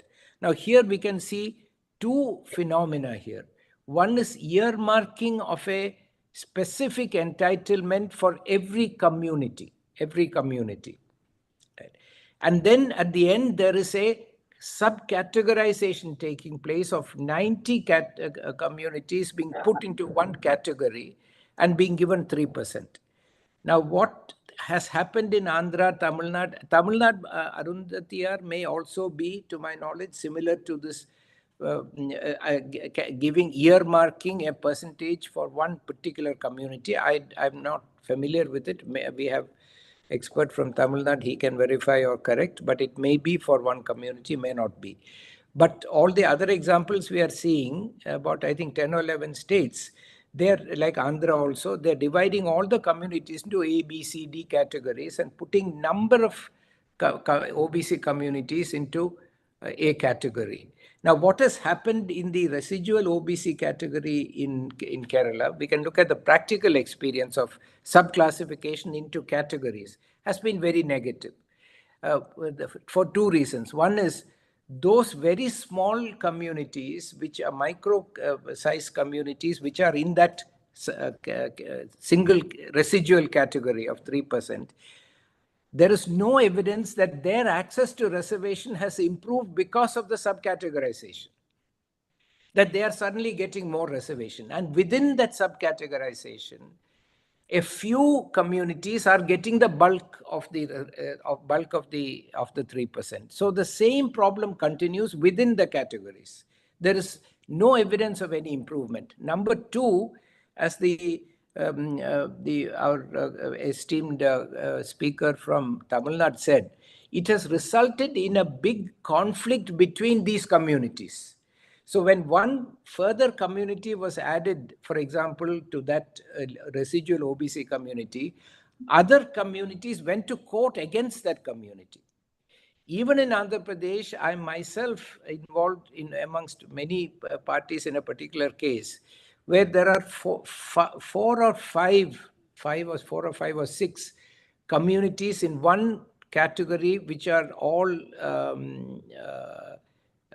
toddy tapping related communities. One of them is Setti Balija, and the others are Gaud, Gauda, and so on, 4 or 5 or 6 communities. After the reorganization, the Setti Balija was accommodated in a similar category in Andhra, but not in Telangana. And that it seems to have been by an error rather than by design. No decision has been taken, but the list came out. There was an asterisk, and I'm not getting into that. The interpretation of the asterisk after Setti Balija has been such that they are saying you are not entitled to reservation. So in Telangana, the Setti Balijas have been stripped of reservations for many years. This was upheld by the High Court. It is now in the Supreme Court. Number of petitions are in the Supreme Court, and one of the parties there, the lawyer for one of the parties there requested me if I can appear for them, and I have agreed to do that, and I appeared and was able to get notice issued on the new petition making a new argument in that case. Now, my point is, when this happened, the remaining toddy tapping communities are not making any effort to protect the Setti Balija community. They have been totally kicked out of reservation. From the beginning of reservation in Andhra Pradesh, Setti Balija has got reservation. Now they get it in Andhra Pradesh, but not in Telangana. But there is no solidarity here. Why? Because in the small subcategory, if Setti Balija is out, the remaining 4 or 5 communities their share will improve within that category, that box. So exactly as the esteemed speaker from Samadnad said, what this has done, this kind of subclassification into boxes has done, is to create conflict amongst OBCs and to replace the person, the entity responsible for this whole social tragedy of exclusion and marginalization. The responsible entity has been changed from the Varnashrama system and the Savarnas who have created this Varna Jati system to the to other Avarna OBCs marginalized sections, and marginalized sections are fighting with each other. So I fully agree that we know from OBC classification experience that number one, the access, which is the main reason behind the Davinder Singh judgment, is that access of marginalized SC communities will improve if the categorization takes place. There is no evidence for that in the OBC. One big lacuna in the Davinder Singh judgment is there has been no data, no consideration of the experience with OBC categorization in achieving the aim that Davinder Singh is trying to achieve through categorization for SCs. Namely, has it improved the access of the small OBCs to the smallest, most weakest, most backward OBCs to reservation? And there is no evidence for that. No effort has been done. This issue has not even been considered. Instead, what has this Davinder Singh judgment done? It has looked at the following statistics drawn from these various commissions, Usha Mehra Commission, Raju Commission, and so on, which looks at only two issues. One is they look at those who are appointed through reservation and see which communities do they come from. So they get some communities which are more represented and some communities which are not represented. From that, they jump to the conclusion, instead of asking why is this happening, they jump to the conclusion that this is because the larger communities are pushing out the smaller communities. And the smaller communities, so Justice Gawai in his judgment says that this is basically a tussle between the larger communities and the smaller communities. This is how Davinder Singh understands the basic problem, that we are witnessing a struggle between the more advanced and the more less advanced or more backward scheduled caste communities. But that conclusion is drawn from simply looking at the representation in those who are appointed. But in fact, that they miss out the most important criteria they should look at, which is what? Which is the question of the large number of vacancies of scheduled castes, particularly not OBCs, across the country in all kinds of realms and fields. I myself am continuing to be involved in recruitment and faculty selection in law universities and law schools and all that. And wherever we go, we find that usually SC/ST, there are not enough applicants and not enough qualified applicants. And so we have the main challenge is to fill the SC/ST posts and ST posts particularly, but here we are focusing on SC. To fill the SC posts is the challenge in most cases, and there is underfilling. Now, why? So if there is underfilling of SC posts in many areas, there cannot be an exclusion by the powerful communities of the powerless communities, because there are vacant positions to which qualified powerless communities can always come. So there is no empirical basis to really to show that there is a ousting or a pushing out of the weaker communities by the stronger communities.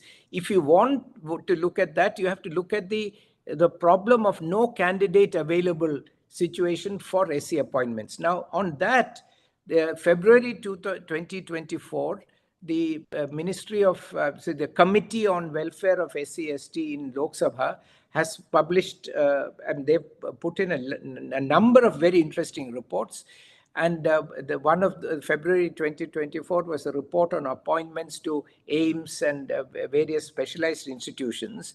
And they're showing that clearly against existing appointment. There is also an earlier one on the Delhi metropolitan bodies, the metropolitan bodies of Delhi, the municipal bodies of Delhi. And both reports show there's a large shortfall of SC staff, large shortfall, significant. Now, if there's a shortfall of SC staff and there are qualified people, clearly nobody's pushing them out. So we have to understand what is going on. Now, there is a shortfall even though there is a trick being played. What is that trick? Suppose there are 5,000 positions, authorized strength, and there are 3,000 staff in place.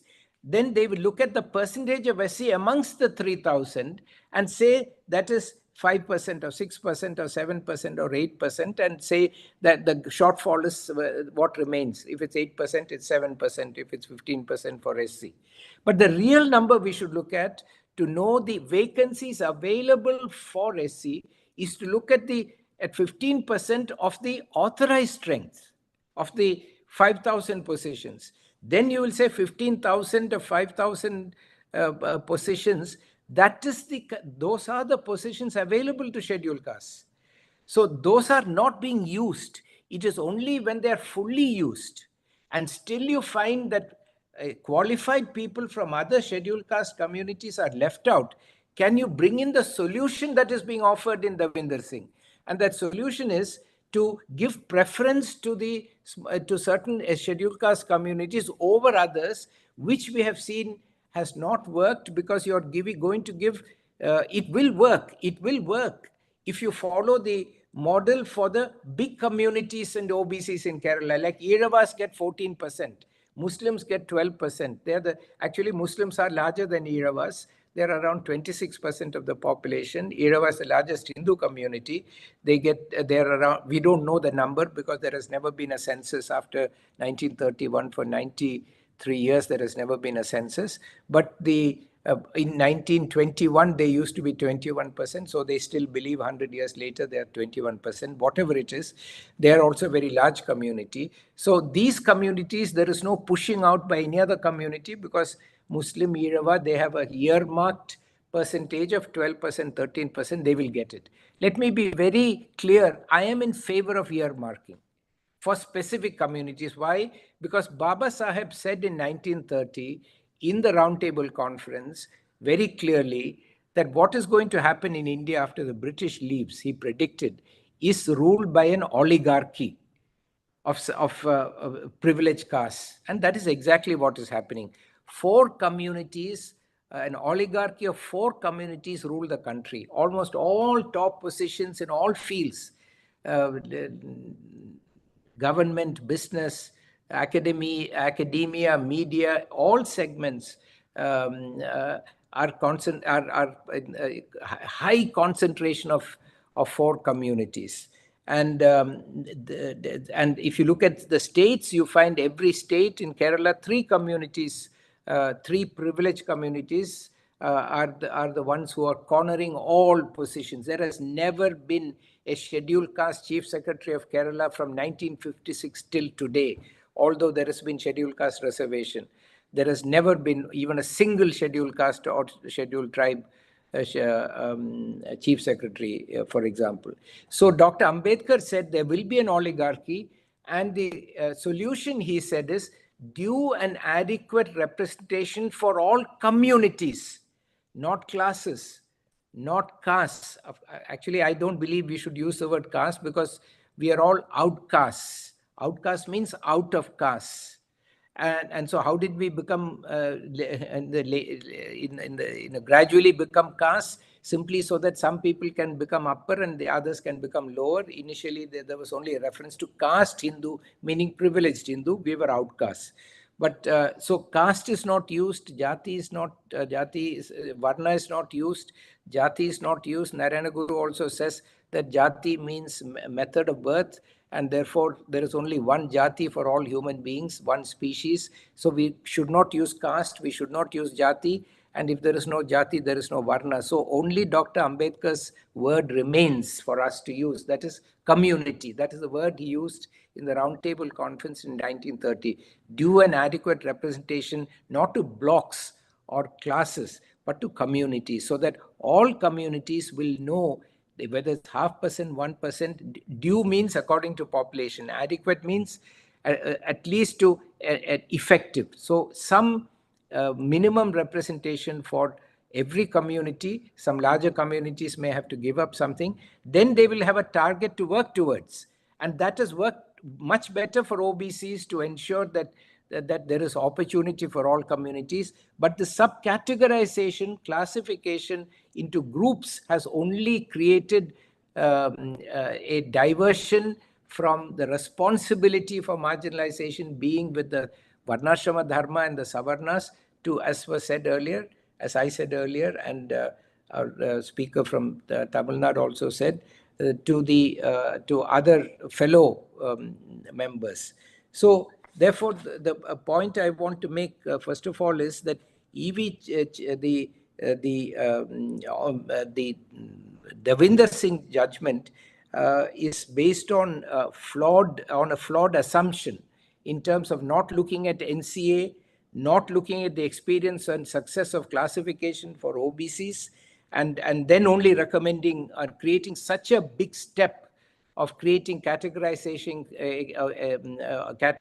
of SCs without considering what that experience is, and without looking at this no candidate available problem very closely, and actually explaining why is it that if dominant communities are pushing out scheduled caste, other qualified scheduled caste, there are so many vacancies, which means there is no one available from any community. Why is no one available? Because caste discrimination against scheduled caste and Avarna OBCs is very strong, particularly against scheduled caste. It is very deep and very strong and very real and very pervasive.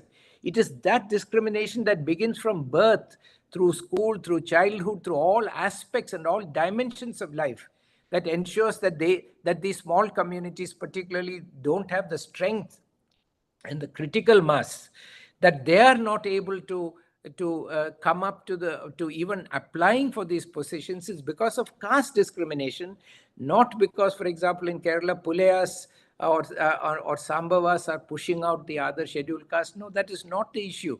The issue is casteism against all of them. Yes, they are distinct communities with rich and proud histories.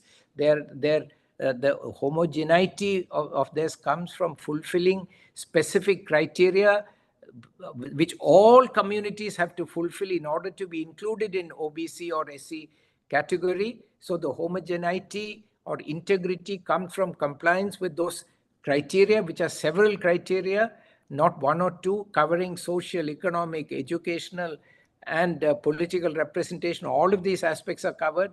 In the case of scheduled caste, the predominant criterion that unites them and makes them gives the category of scheduled caste integrity is that they are victims of extreme practice of untouchability. So therefore, there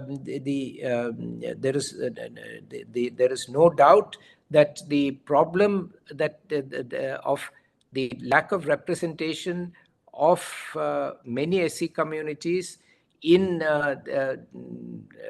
reservation is a problem. We recognize it, we must recognize it, but the cause is the continuing virility and strength of caste discrimination. It is not the responsibility of other larger scheduled caste communities that they are being kept out. They are not keeping anyone out. That's the first point I wanted to make. Now, in contrast, I want to very briefly also, very important for us to understand 2-3 aspects about E.V. Chinnaya, the 2005 judgment that actually 2004 the judgment was issued, is published in 2005. The judgment of E.V. Chinnaya judgment, which rejected subclassification very clearly and for good reason. And those good reasons, that approach was not taken by Devinder Singh. The approach of E.V. Chinnaya was that the constitution itself has already categorized and classified the backward classes of the country into SC, ST, and other backward classes. It is already a classification based on very relevant and very pertinent differentiation or between these categories based on social factors that affect all of them.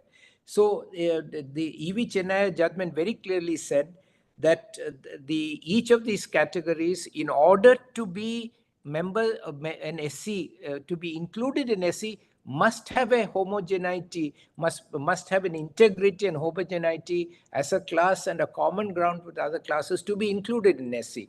So the important point they made was, they said this itself is a classification. Now, and that cannot then be further classified, because that would offend the established law against what they call micro classification. If you go into too much lower level detail of classification, you can always find differences, but that will be micro classification, which is not acceptable under Article 14. And therefore, the categorization having been done by the Constitution itself, a state assembly cannot categorize, cannot further subcategorize, not only because it's micro classification, but also because the state assembly, legislature, or the state executive does not have the power or the jurisdiction to further break down a set of categories that Parliament has created, because this is not just subclassification, it is reclassification. This is my view, not Chennaya's view. It is a reclassification of backward classes into a different set of categories. That happened with OBC because OBC is in a different situation. The states are empowered through in the framework that has emerged. It's not even in the Constitution. It is a statutory framework under which each state has the power to categorize and classify the OBC communities, and therefore they are doing it. And so the legislative competence did not have to be challenged. But given that there is Article 341 and a particular method in the Constitution where Parliament categorizes, and Constitution itself has categorized into these categories, a state legislature cannot have competence to alter that categorization. Devinder Singh says, no, there is no alteration of the list. There is simply a difference of the allocation. But the allocation is being made through a different set of classes like A, B, C within scheduled caste. That's a new taxonomy, a new framework of classification. Suppose the quantum of reservation for SC is increased by a state from 15% to 25%. That's a different issue. Then you're not tampering with the list. You're not tampering with the classification, the taxonomy of the structure. You're simply giving the quantum to the categories created by Parliament. And therefore, that's possible. But you cannot create that category. You cannot break or recategorize at the state level. This is what Chinaya had said. Devinder Singh says, no, this is only a reallocation, the subclassification is only a system of distribution of quantities. But that's fine. But then you should not touch the categories. If it's only quantities, you should not touch the categories. If you touch the categories, it's not tinkering with the list. The list will be the same, but you are actually changing the structure of the list, and that can only be done through a parliamentary amendment, according to EV Chinaya. And EV Chinaya also clearly said there must be a uniform yardstick necessary for scheduled caste itself to be and it's only on that yardstick that communities join it. So they are homogeneous communities. Without proper, convincing, persuasive reason, Devinder Singh concludes that they're heterogeneous simply because they're different. Now, in which case, why is women's reservation not being divided into categories based on wealth, economic criteria, community criteria, various other criteria? Women are it's extremely, naturally, needless to say, extremely diverse group, but they have homogeneity and integrity mainly because they are women, only because they share a particular gender that makes them homogeneous. There is no need to subclassify them. They are a homogeneous group. They have integrity. No need to categorize them. But similarly, but there is diversity and difference between different types of women.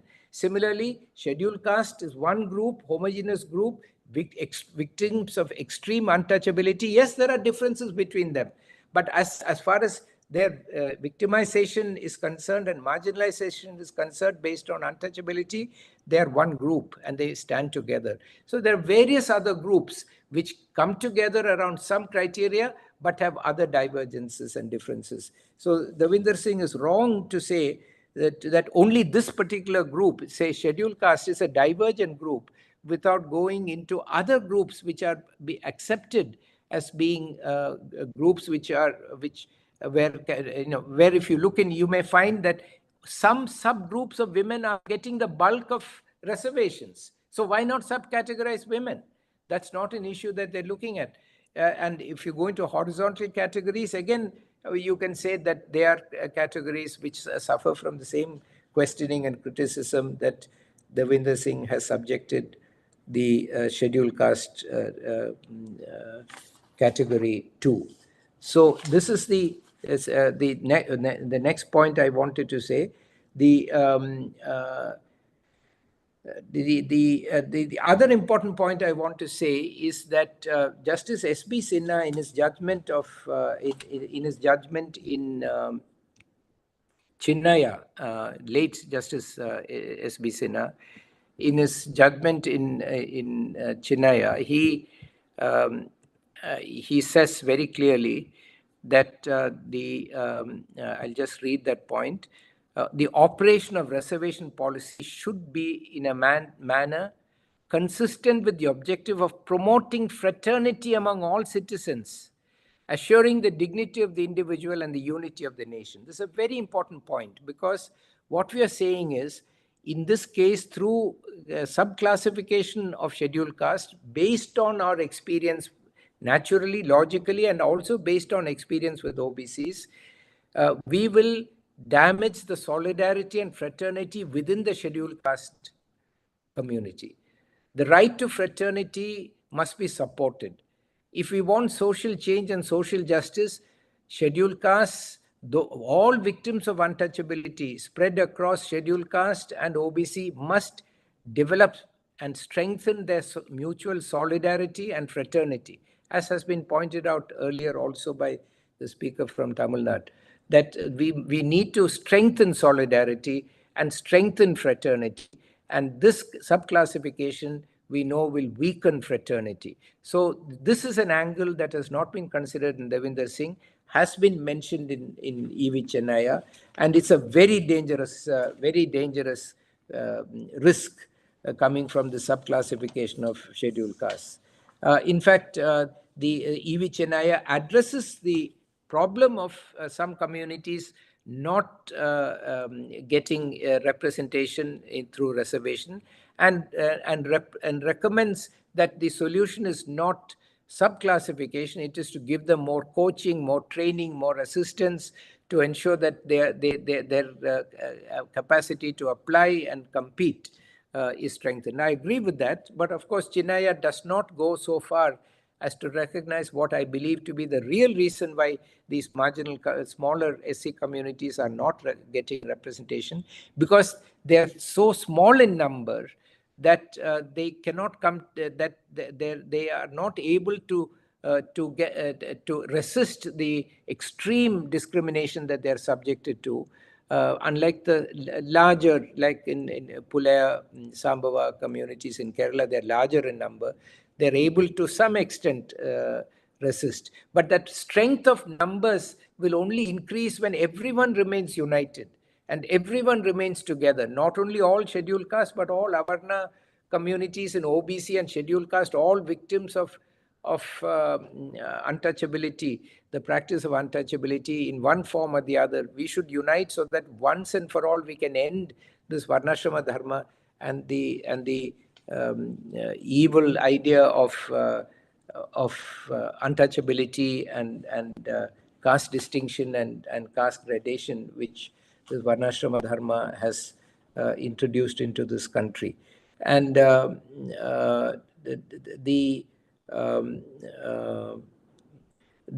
last point I want to make is that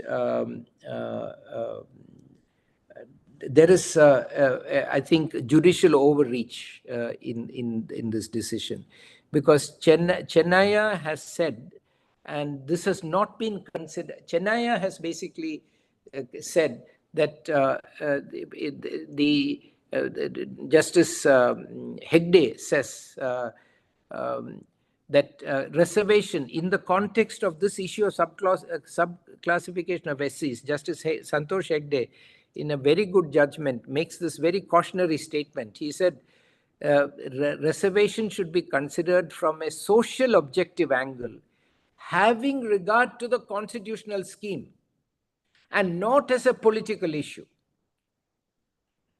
This is what Justice Hegde said in E.V. Chennaiah. So he's cautioning, saying this is to be looked at only from a social objective and not convert into a political issue. What does that mean? It doesn't mean that subqualification does not come. If it has to be looked at as a political issue, it has to be looked at in a political forum, and that political forum is Parliament through an amendment of the Constitution. A judiciary should not decide a political issue. In US jurisprudence, it's a very controversial notion, but in US jurisprudence, there is, in the US Supreme Court jurisprudence, this question of the political question is a matter of great debate, because the consensus is that the judiciary does not have jurisdiction to decide a political question. In a democracy, it must be decided by the Parliament. And the judiciary should ensure that in doing so, the basic structure of the Constitution is protected. The basic structure doctrine doesn't exist in the US, but for us, basic structure doctrine should be maintained, and all other provisions of the Constitution should be struck down, should be maintained without being struck down by any parliamentary action, should be protected and preserved. That is the role of the judiciary. But clearly, now the judiciary is going not into evaluating the constitutionality of schemes made by the legislature, but is actually going in and taking an opinion on these on these schemes and promoting particular solutions when one of its own earlier judgments from 2004 has clearly said that suggested that this should be looked at only as a social objective and not as a political issue, which means it should be, so it involves a political question and it must be decided by Parliament. So I think the ultimately my feeling is what the Supreme Court should have done is to have told the Punjab legislature that for clear reasons clearly set out in Davinder Singh, in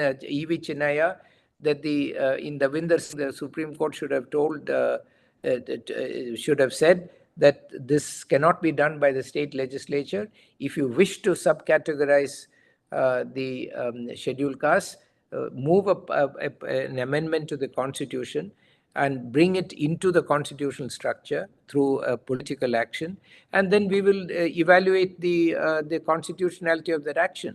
But we cannot have this, the kind of subclassification that is being done for purely political reasons. We know how it happened in every state.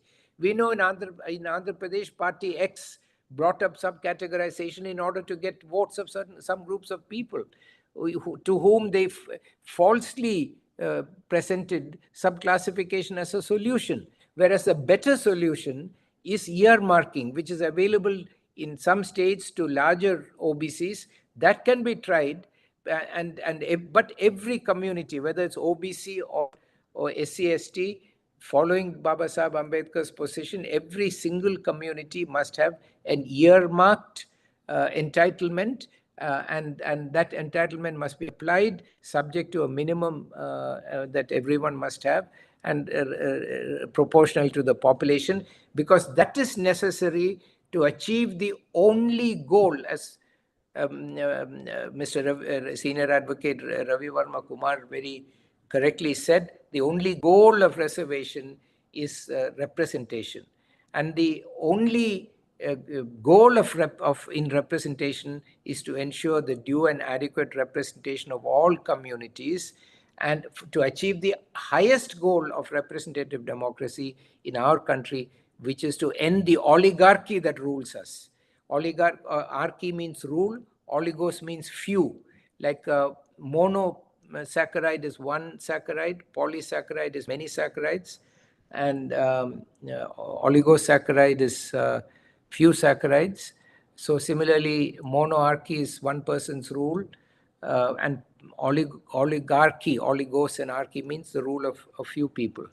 So, Dr. Ambedkar had identified rule of a few people as a big threat to India once the colonial rule came to an end. He has proved to be right.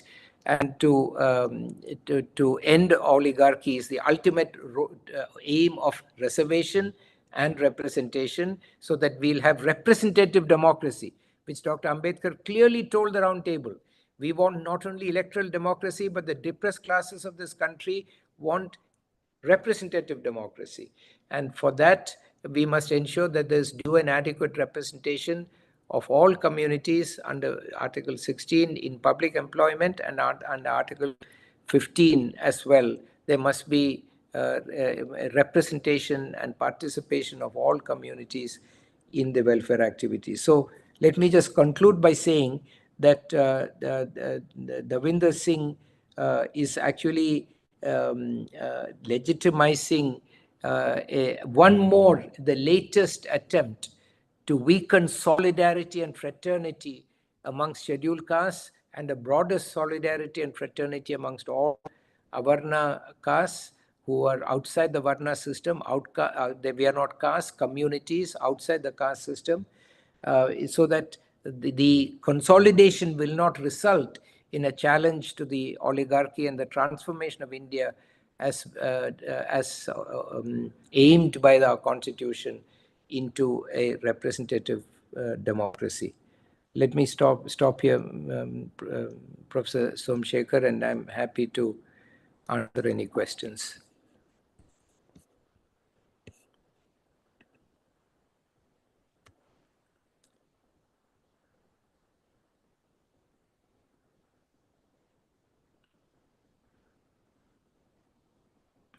I'm not sure if anyone is hearing me. For today's program. I extend my heartfelt thanks to you for being with us the entire day, gauging the deliberations that went from the morning.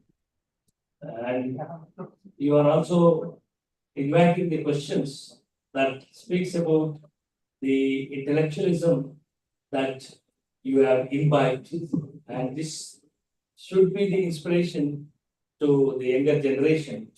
And now the all is open to have any queries since the presidential address has opened for discussion. He has brought out a wonderful, thought-provoking areas where we can contemplate on the important issues that he has outlined. Number one, the parliamentary power and the judicial power, and he has brought in the American jurisprudence, wherein the question of politics has to be debated. So these three dimensions would help us to look into the categorization.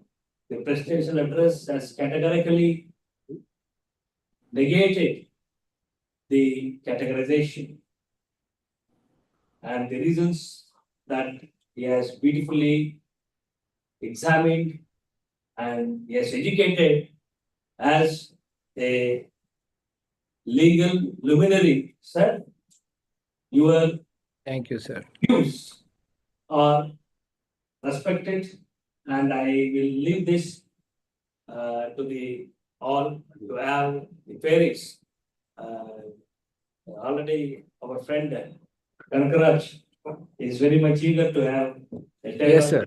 Thank you for your very kind words, sir. You're always very gracious. Thank you, sir. Thank you, sir. Sir, the summary I want to say is, sir, this is categorization is a great threat to fraternity, to the constitutional value of fraternity. And we have to find a solution that will build fraternity and strengthen fraternity, not make us fight with each other. At the same time, we must ensure justice for every community by earmarking.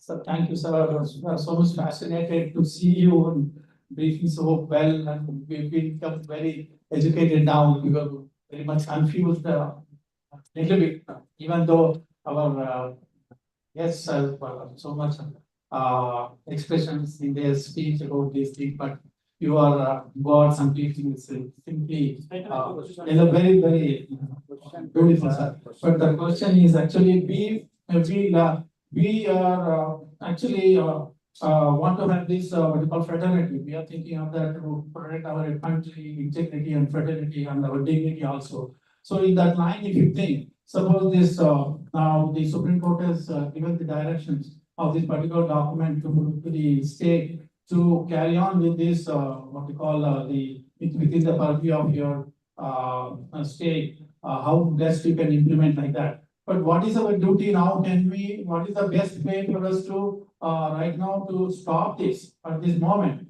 temporarily? I mean, to implement this, because the state government can go ahead with the Supreme Court direction that to implement that. What best we can do to stop that? Yes. Regarding this fraternity, we are interested to unite all our communities, our communities, to come together and become and get out of this what you call caste business, to erase this caste business in one coming out of one community, like what our origin says and whatever identity is there genetically from historical science. So if that is possible, what best we can do to stop at this particular moment by us? Yes, sir. Yes, sir. Sir, I think one or PA or something like that. Anything is Yes. there any possibility? Thank you, sir. The I think we need to do 2-3 things. One is we need to make people aware. We can convert this into an opportunity to make people aware that we have to build solidarity and fraternity amongst all of us. I think the other speakers also spoke about this, that we have to build solidarity and fraternity. And this is a threat. This is an attempt to divide and rule, to divide and fragment us. We must come together. And the larger communities must take responsibility to give up some part of their share to ensure that the smaller communities also get their earmarked entitlement, so that everyone gets some entitlement. Then we should demand that a constitution should be amended to ensure that every community has a earmarked entitlement to reservation in the parliament itself, and there shall not be categories. There can be only, the categories are scheduled caste, backward classes. But below that, there is only earmarking, no categorization. There cannot be a B, C, D or E, F, G, H categories. Every community must have an entitlement. Now, when some communities are formed, they can be clubbed, they can voluntarily come together, not forced into a community. They can say, okay, let us pool together and share. 1 year you get, somebody else gets, but in a democratic manner.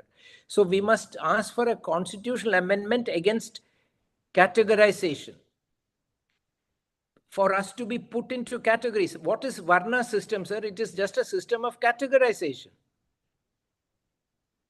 This whole idea comes from the Varna system. You take human beings and put them into 4 categories. So according to me, the best definition that I have been able to understand with great difficulty myself is, what is caste? Caste is simply a system to create conflict between social groups.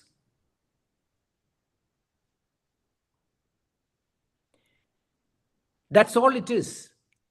It is a very detailed mechanism to create conflict between social groups in India, which is why none of these fellows are interested to know what is the caste of Joe Biden or Barack Obama. They only want to know Mohan Gopal's caste, Professor Somashekhar's caste, they want to know, but no interest in knowing what is the caste of. Now, because this Kamala Harris has a grandfather and grandmother who are from India, they want to know what their caste is.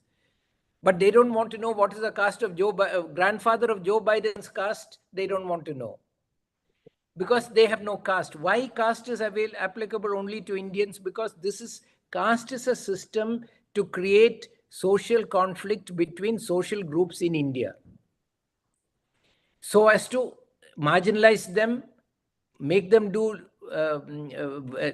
into slave labor, some, and make others into oligarchs. So categorization is a Varna system. We should not accept categorization. So we must use this Supreme Court the judgment to demand that we must have a constitutional amendment to prohibit categorization, and to demand that everyone must have a earmarked quota in accordance with their population. What will be the consequence, sir? If you take the Supreme Court, there are 35 judges, roughly 35 judges, 34 plus 1. If you follow Dr. Ambedkar's principle of due and adequate representation, 8 of those judges will be from SC/ST communities. 20 will be from OBCs. 5 will be from religious minorities. And although they are not entitled to it, maybe 1 judge will be from a Savarna community. Now imagine the jurisprudence that will come out of a court. Now, one thing I want to say is, I want to express my appreciation for Justice Gawai writing in this judgment very strongly about the caste system, quoting Ambedkar, and he himself writing about how very honestly and accurately about it. This is one of the rare judgments where the Supreme Court, for the record, is recording why is it so important, sir? Because in that same judgment, Justice Pankaj Mittal has written extensively saying there was no caste in ancient India. and justifying the Varna system in the same judgment, sir, Davinder Singh judgment. He has written page after page saying there was no caste in ancient India, there was only Varna. Varna is only a very good logical system to manage society, and there is nothing wrong with it. So on the other one side, we have Justice Gawai talking honestly and personal knowledge about the pernicious caste system, and Justice Mittal saying there was no caste system and Varna system is very good. What is caste other than Varna and Jati? So we must say this is an attempt to put a new name for Varna system to categorize people. Caste is a system of categorization of communities, not individuals. Caste is a system of categorizing communities to create conflict between them. This is simply a caste system. This subcategorization is only an extension of the Varna system. What we demand is what Dr. Ambedkar said, due and adequate representation of every community, in the judiciary, in the executive, in parliament. Everyone must have a voice. So our demand must be an amendment to Parliament to reverse Devendra Singh, not just review in the Supreme Court. And we must, spread awareness about it. That is Devendra Singh judgment, if categorization. After all, it was done by the Punjab legislature. It has been already done by Andhra. It has been Arundhati situation. I don't know whether they have created these categories or not. It has been done for OBCs in most of the states. Or many states it has been done. So that is my suggestion, sir, on how we go forward. We demand a constitutional amendment to demand representative democracy. And for that, we need caste census. Good news is, sir, for the last 3-4 years, few of us have been strongly arguing that reservation is only, I argued the EWS case in the Supreme Court, and there also I made the argument that reservation is only a tool for representation. We have no interest in reservation. Reservation is a Chaturvarnya idea that some job should be reserved for some people. We have no interest in reservation. We want representation, which Dr. Babasaheb Ambedkar wanted.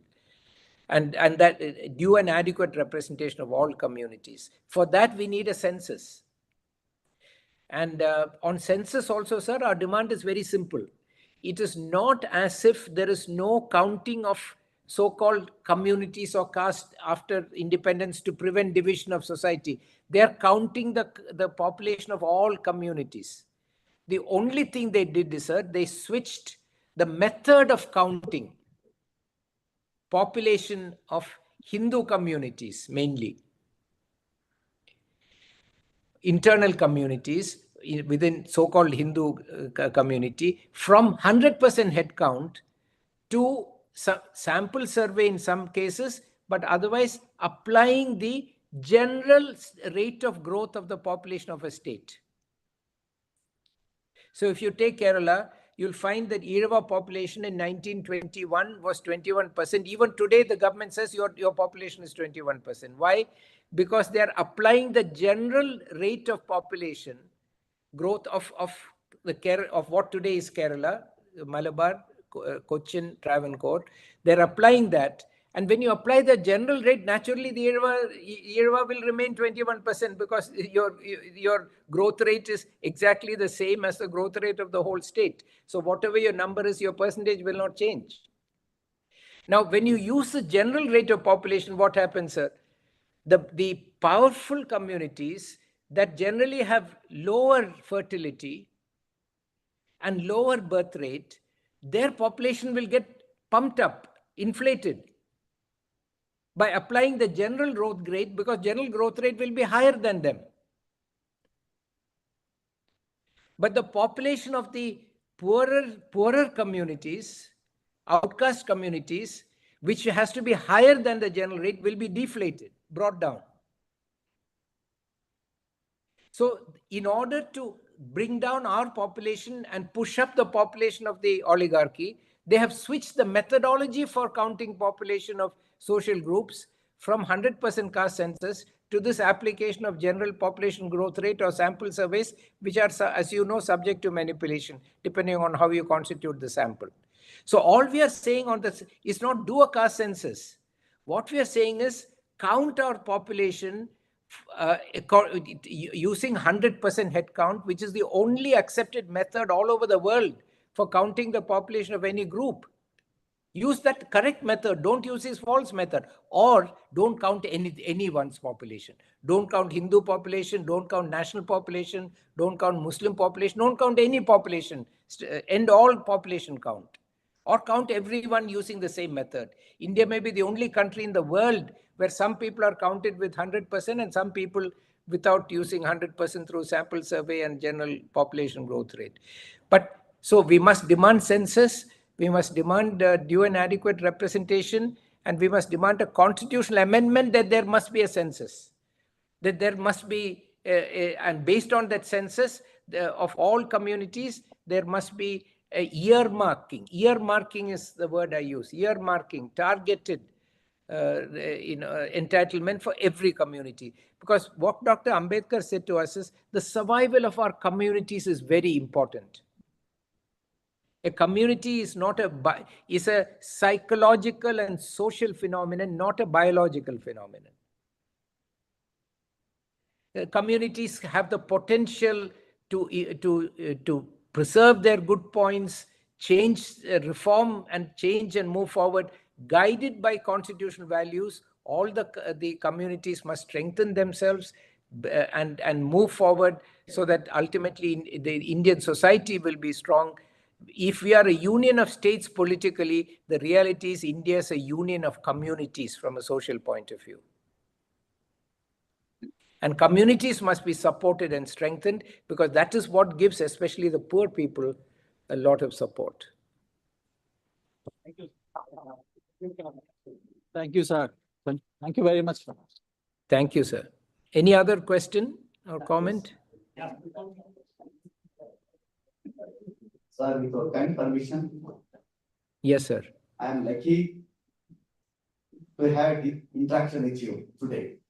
Thank So you, sir. regarding Article 341 says, as you said, there is no subclassification, and also the chief judge, Justice Mr. Agneji, your prediction that this cannot be done, that is, subclassification not done as per 341. It's like it is clearly rejected. Such being the case, how the 7-member judges has possible? I want clarification. Yes. Under what article they have done it, under what amendment they have done it. Because still I am having doubt even now. Today, 7 judges are given like this. Tomorrow, 9 judges will come. They may give another decision like that.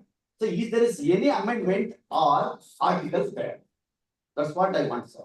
Sir, you want to know whether there is any amendment or article which will do what, sir? I did not fully understand your question. To prevent judges from reversing themselves? Is that benches from reversing themselves? Is that what you're asking, sir?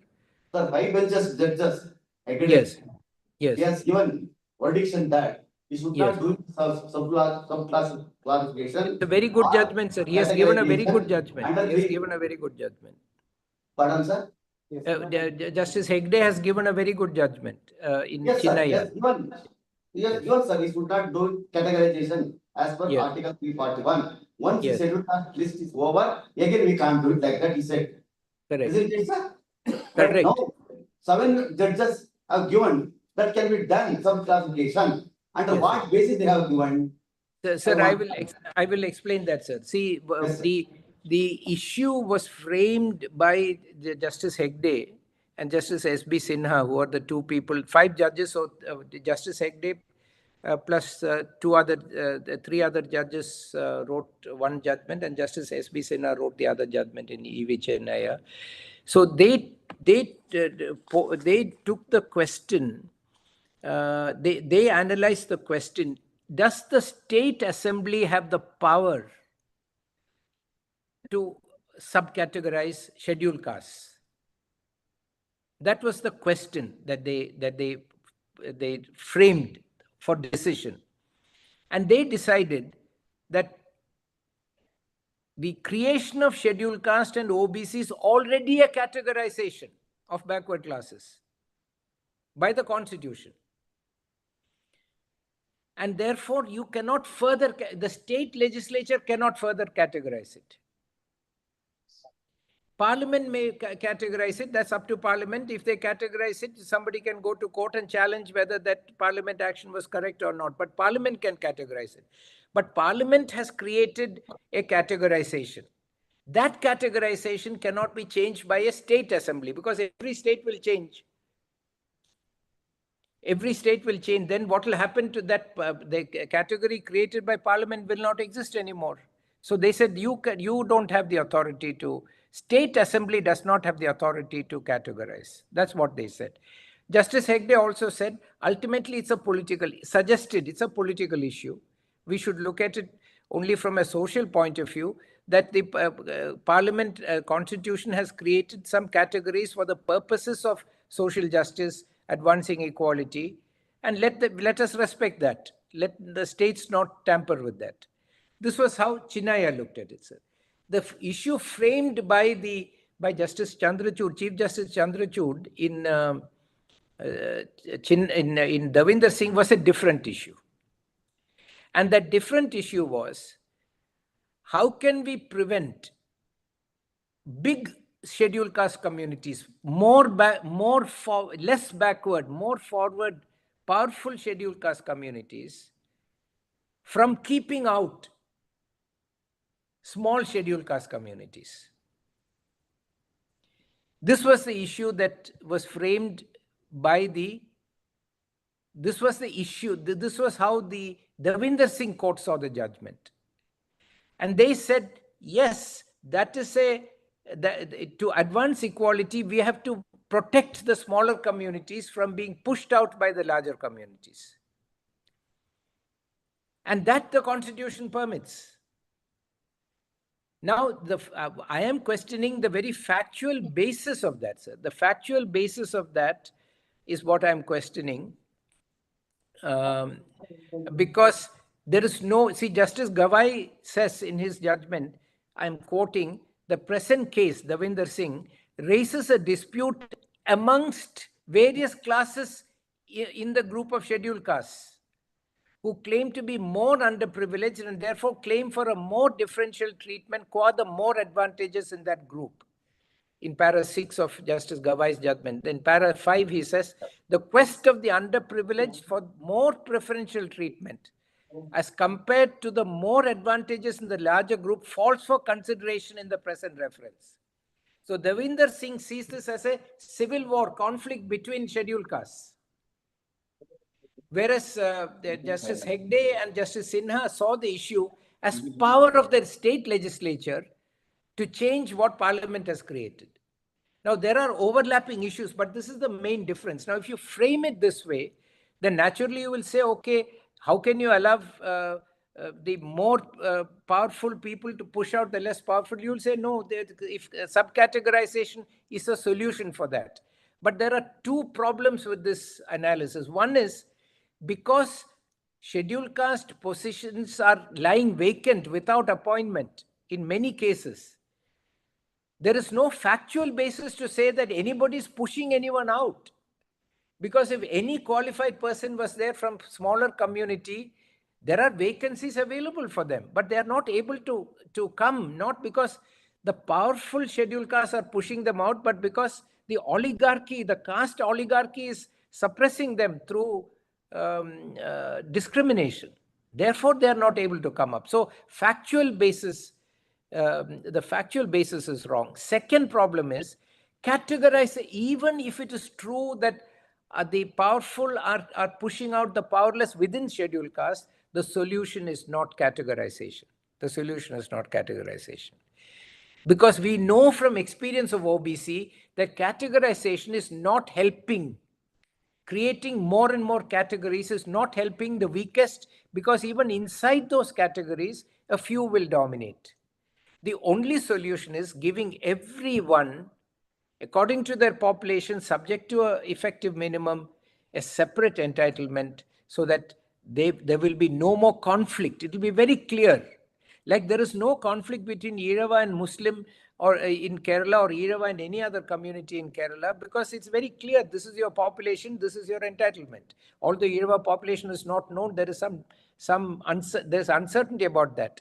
But on the Muslim entitlement, there is no quarrel because their population is known through 100% census. So we know from experience that allocating precise quota for every community takes away conflict, enables cooperation, and also guarantees access to the smaller community. So Davinder Singh frames the issue wrongly as a civil war, an internal conflict of scheduled caste, which is not there.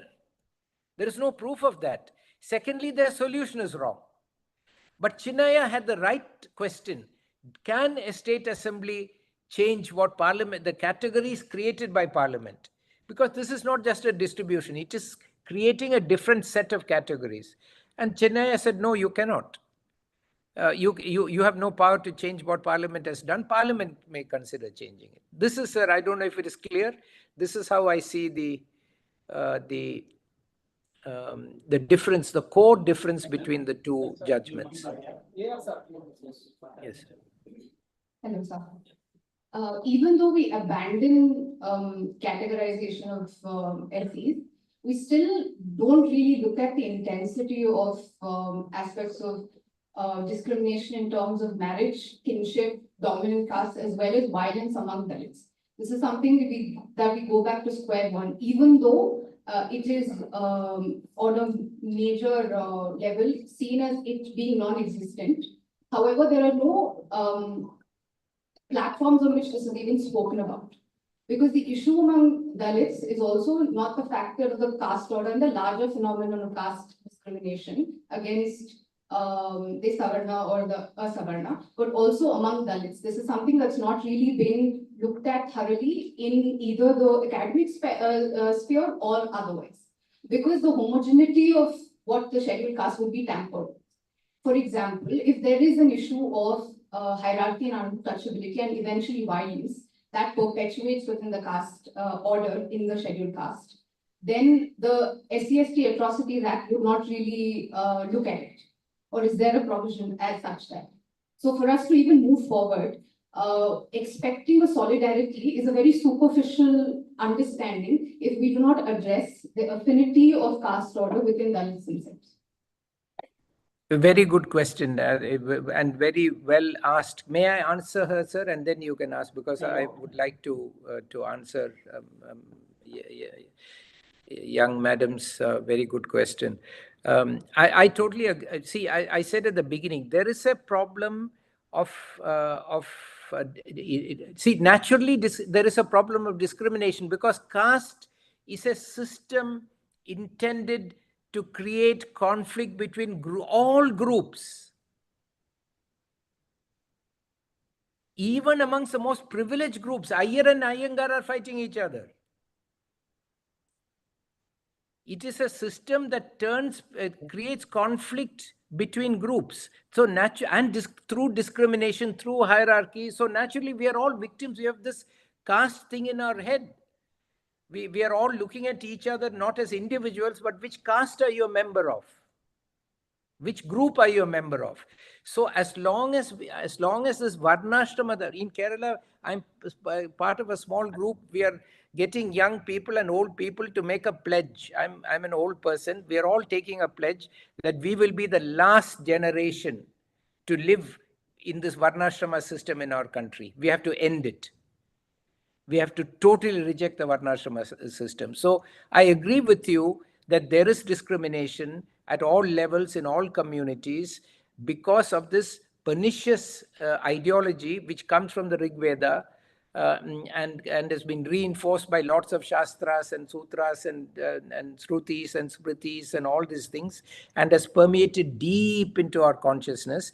But we can switch it off, as annihilate it, to use Baba Sahib's words. We can annihilate it by simply understanding that it is what it is. It is not it has nothing to do with religion. It is simply a conflict generation system where people will all be put into groups and will conflict with each other. So that's the first point I want to say. I agree with you. This has to end. The question is, how do you end it? What we are here talking of building. a method of building a representative democracy. That's the narrow issue here. Not about ending discrimination between Avarna groups or within Avarna groups. We are simply looking at how to convert India from oligarchy to representative democracy, where all communities have due and adequate representation, as Dr. Ambedkar said. For that purpose, there are two options. One is to create a larger group of victims of discrimination. So woman is a larger group that recognizes that there is discrimination, gender affects females, right? So we've created a large group called women so that people will be conscious of discriminating against people in that large group, and we can fight that discrimination. But that does not mean that all the problems you described exist between women also, right? The antagonism, the discrimination, the class conflict, all kinds of conflicts happen. But this existence of the larger category remains. Now, if you create subcategories of women, some subcategorization it's not a constitutional, the gender is a constitutional structure, definitely. But if you create into the constitution some structures where where other kinds of non-gender categories are created amongst women, that may actually neutralize fighting patriarchy, because it may dilute the attention of fighting patriarchy. Whereas all of us are members of different social groups, so and different groups. So I may be I may be a male, and I may be a SC or a OBC or whatever, and so in each of these groups have a purpose, and we must help that purpose. So woman is a group created in order to fight patriarchy, but women who are that's why there's a resistance from a lot of the Avarna groups in creating reservation for women without ensuring that that doesn't get captured by only Savarna women. But if there is no, without creating a woman category, if you create reservation for SC, ST, OBC and say 50 or 60 or 70% of that must be women, then that will come, that you can fight patriarchy within the larger framework of fighting this caste, this Varna ideology. And so you can fight patriarchy and fight Varna ideology together. The other one is a way where you can say that people across Avarna and Savarna will come together, committed, Avarna being against Varnashrama, Savarna being committed to Varnashrama. That's what I mean. They come together maybe as women, but they are not coming together as in order to bring down the Varnashrama system, which is also anti-women. But if you bring it under the Varna framework, then we can integrate the fight against patriarchy, the fight against class discrimination, the many types of struggles, because in a sense, the Varna system is the mother of all struggles. So okay, the last point is that the methodology that Baba Saheb Ambedkar has advocated, namely what is the question is, which was in front of the Devinder Singh court, is what is the best way to help and assist the small groups to become stronger? That is also, frankly, the focus of my work, how to make small groups stronger, an important focus of my work. And I'm convinced, looking at the OBC experience also, that if you give dedicated, targeted, earmarked rights and entitlements to small groups, then they have a much better chance of moving forward and being empowered socially and educationally and economically than if they are simply made to fight with each other for scarce resources. Now, this kind of allocation, earmarking by community will also naturally lead to a demand for increasing reservation for SC from 15% to 20% or 25% or whatever. So the total reservation will have to be expanded to accommodate all these communities, because they are 85% of the country. right? Whereas if you keep it at 50% and you categorize into A, B, C, D, then you're going to further increase the intensity of the conflict over the very scarce opportunities. And that will only weaken the solidarity for a greater fight. So I think the best way to address that we can know to address your concern is to follow the advice of Dr. Ambedkar and ask for due and adequate representation of all communities and give multiple inputs to every community. That's what we're trying to do in Kerala. We're all working together to help each other.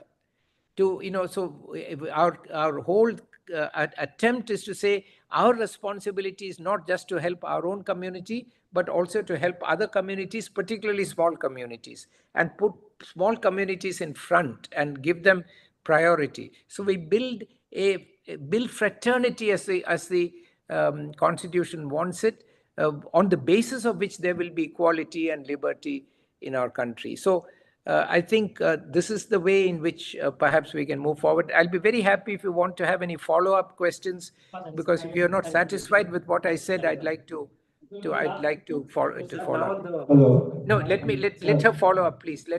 Can you just give her the mic so that she can follow up with any question or any comment, because it's a very important point. We use an aspect of intersectionality to sort of include these things also. Yes.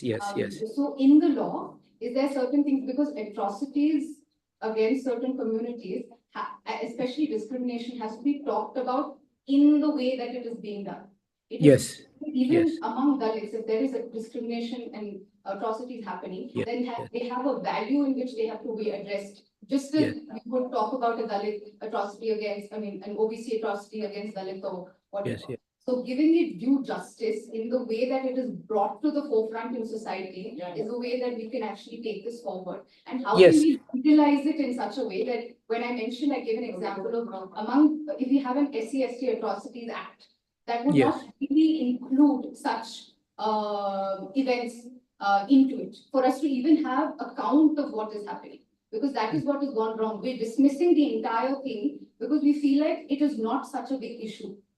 Because we feel like the homogenizing network of us being together in solidarity against something else is in somewhat, it kind of disregards the caste order that is within the scheduled caste itself.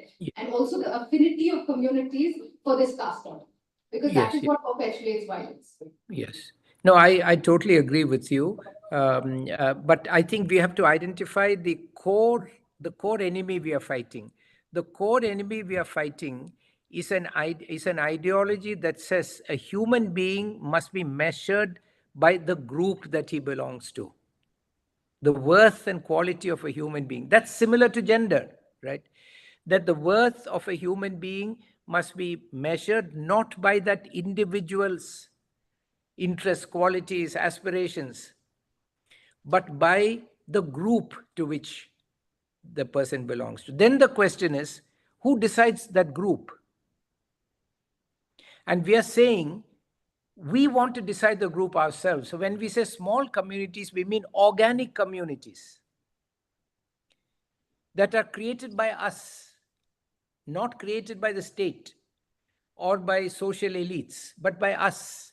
So we want to empower organic communities and let them now, for example, if you say LGBT communities, it's an organic community that was recognized as LGBT, right, over the years. So you recognize that. You don't start off by saying, okay, we are going to create a community called LGBT community and so on and so forth, right? So when we talk, and remember, we are all members of multiple communities.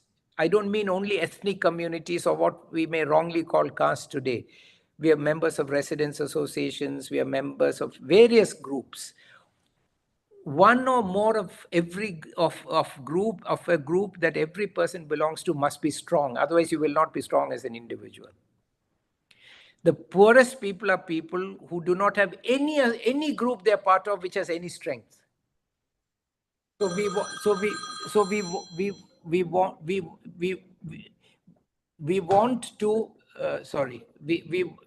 want to give strength to every community. Now, because those communities which have been named and defamed and marginalized, those are the communities for which we need reservation, because what is keeping them out is prejudice.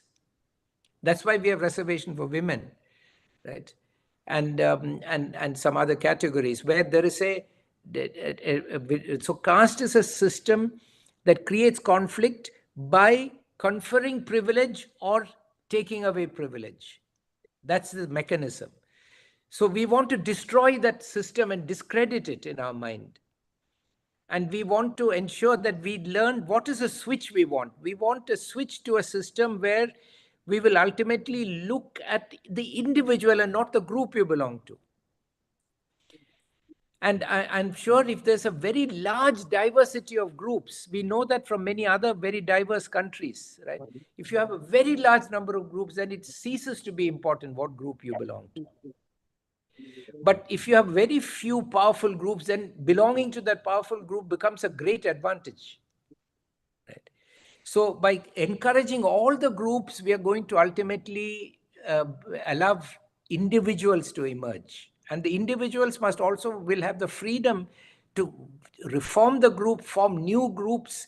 So if you take the Christian community of Kerala, I'm not a Christian, but it's a remarkable community, right? It has so many churches, so many diverse churches, right? So many Christians have come together and created so many wonderful communities, right? Rich communities. And they're doing extremely well, right? And frankly, many of them have the ones that do not have earmarked reservations, like Latin Christians, are not doing well. Sir, sorry for the interruption, sir. We are beyond the schedule. Yes, sir. Yes, sorry. Yes. So I just want to confirm that Madam has clarified, is okay with what I said? Yeah. Sir, for our question, Yes. I request Professor Jawar to respond in a sentence. Because when the same question was taken up in a different Yes. form, demonic Yes. in the name of war, yes, understood. Very good. Yeah. So therefore, And can I also hear the one question, sir? I have one request, Professor Somshekhar. Yes, That sir. one question that I requested him to wait till she finishes. Can I hear that question, sir? Because otherwise, Yes, sir. not fair. And then we'll stop. I'll Yes, just sir. give. Yes.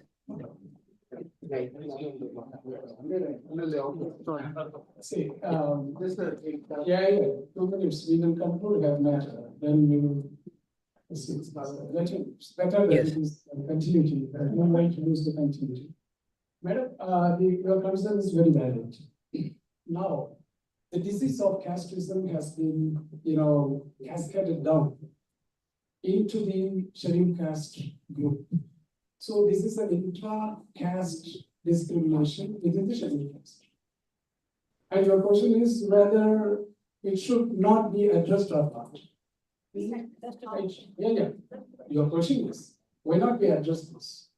How can we simply ignore this? That is your question. See, the thing is, why we are discussing this only today?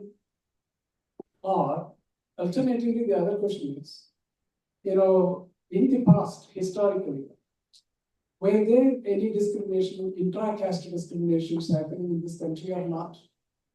These are the questions. But why we are discussing today? Because of the 1st August verdict.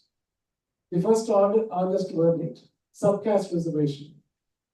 And that triggered us, why not we render this to categorize them and also support them? That is the question. But the issue is larger than reservation. Say for instance, casteism is a notion. It's a psychological condition. It's a notion. Even Dr. Ambedkar said that it is a notion, it has to be erased. How can we erase this notion? He himself said that it is the cause of the notion should be erased. The cause is the Hinduism or Vedic culture or Varnasrama Dharma, Sanatana Dharma, all those Vedic system imposed on us are the root cause. Unless these sacred root causes are erased from our notion, you cannot annihilate the caste. So that means it is a broader picture which has to be addressed in the society. Also, if there is a discrimination here, through reservation or through affirmative actions, if possible, we have to do it. What Sir was the presidential address was trying to address is that if you are going for categorization, that is not exclusively going to annihilate or remove, eliminate the intra-caste discrimination happening among the scheduled caste. That is his point. I just want to reiterate it. The another issue is, then how then can we do it? Because it's a wider national phenomenon. And this national phenomena cannot be curtailed or removed or eliminated only through reservation. But we have to do it. That's why in my morning speech also, several people also have addressed it, that there is no question about addressing the underperforming communities among the scheduled caste. There is no question about it. We all support it. But what is the solution? Categorization is a solution or not? If you categorize it, then you are eventually going to be dismantled with your whatever the fraternity that you have been fighting for the last several hundred years. He's saying solidarity, but I'm saying that fraternity. Fraternity is more than the solidarity. So that means we have been already fighting for that. There is no difference between us, but it is still happening. That means the fundamental root cause should be addressed in the society first. We all should fight for it. And along with that, some affirmative actions, reservations, in the representation we can address. That must be the right solution. But categorization will demolish in the long run. As I said in the morning also, there is a large pie there existing outside, in the private sector, in the business, in the industry, in the production. In all means, even the 21st century, it is going to be driven, the economy is going to be driven by the artificial intelligence, cyber physical system, and a lot of technologically driven things. Even the quantum mechanics, modern science are going to play a major role. So in that way, the production is going to be altered. Then in whose hands the production will be there? Whoever has the technological access will have it. Whoever doesn't have will not have it. So will we have a reservation there? Why not the Supreme Court talk about this? 99.9% opportunities are there. And in the 21st century, already it has started happening. In the rest of the century, we are completely going to be lost. I just want to quote one more thing, that the World Bank report had come out with a research and finding saying that 2/3 of the youths in this country are going to take up the descent-based job in this 21st century, in the next decade. So that means, what is the question? What do we have? What solution do we have to address this? Whether scheduled caste, backward class, or within the scheduled caste, the subcaste. It is a global phenomenon affecting all of us. Yes. Can So I if just you lose the fraternity, you are going to lose your momentum to fight for the bigger pie there. And that should not be allowed. That is one thing. But still, we agree with you. There must be something, a solution there. What is that solution? I proposed morning preferential participation as one of the solutions. Is it legally valid or this or that? Is it going to be yielding desirable result or not? We do not know. And there may be some other better solutions. But categorization is going to play a major divisive role. And that will restrict our fight for the total cost. But if you are surely concerned about the intra-caste discrimination, annihilation of caste is the solution. And the annihilation of caste is the removal of the notion, and the notion passed by the Vedic culture, Vedic scripts, Vedas, Upanishads, all those sacred texts, which we are following now. And that is the root cause. We eliminate it, destroy Hindu religion, then you will get the solution. that interrupted question? Yes, sir.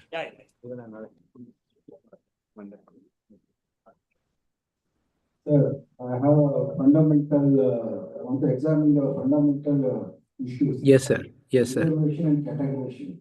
So. Sir, I'm not able to see you or hear you, sir, properly. Yes. Hello, yeah. Yes, yes. I want to examine the fundamental issues like Yes. reservation and categorization. They have to be examined scientifically. And there has to be a methodology and there has to be a commission. After that, a public policy will be created. And do the judiciary, the court of law or court of law have the power or the knowledge to know what is creamy layer, what is categorization? Are they, these legal luminaries, are they fit to examine them? Yes, thank you, sir. This question I have already answered, sir. I said in the first decision of Justice Santosh Hegde and Justice S.B. Sinha in Chinnaya in 2004, they had clearly said, no, we should not get into this. Parliament has decided, we follow that structure. Parliament has decided through a democratic process. They have already decided that. This judgment has taken a different view. And that I myself had said, this raises the question of the limits of judicial power. And this is a political question. That's what I had said, that in the US jurisprudence, it is called a political question, which the judiciary should not decide on how to structure, the actions necessary for social justice. I don't call it affirmative action.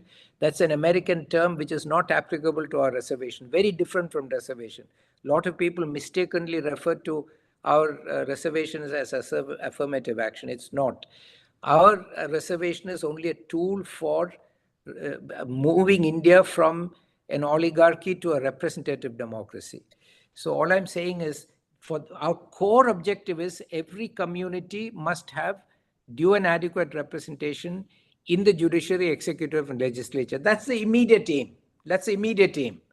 Once that happens, then rest of society can be tackled. This is what Dr. Ambedkar told us, right? In 1930, 100 years ago almost.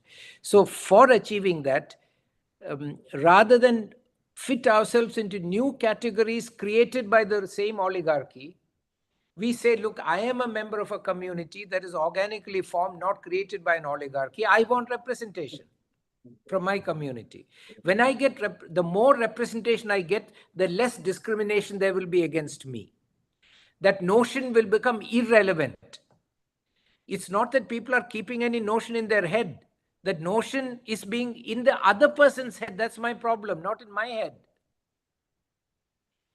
Patriarchy is in the head of the male and also some females, but ultimately it is in the head of the male. So unless the male has to change his opinion, similarly the oligarchy has to change its notion. They will never change it because it is in their benefit.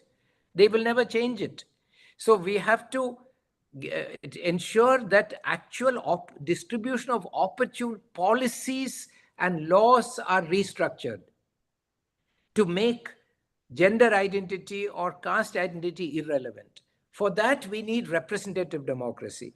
Then we'll get a new set of policies and laws.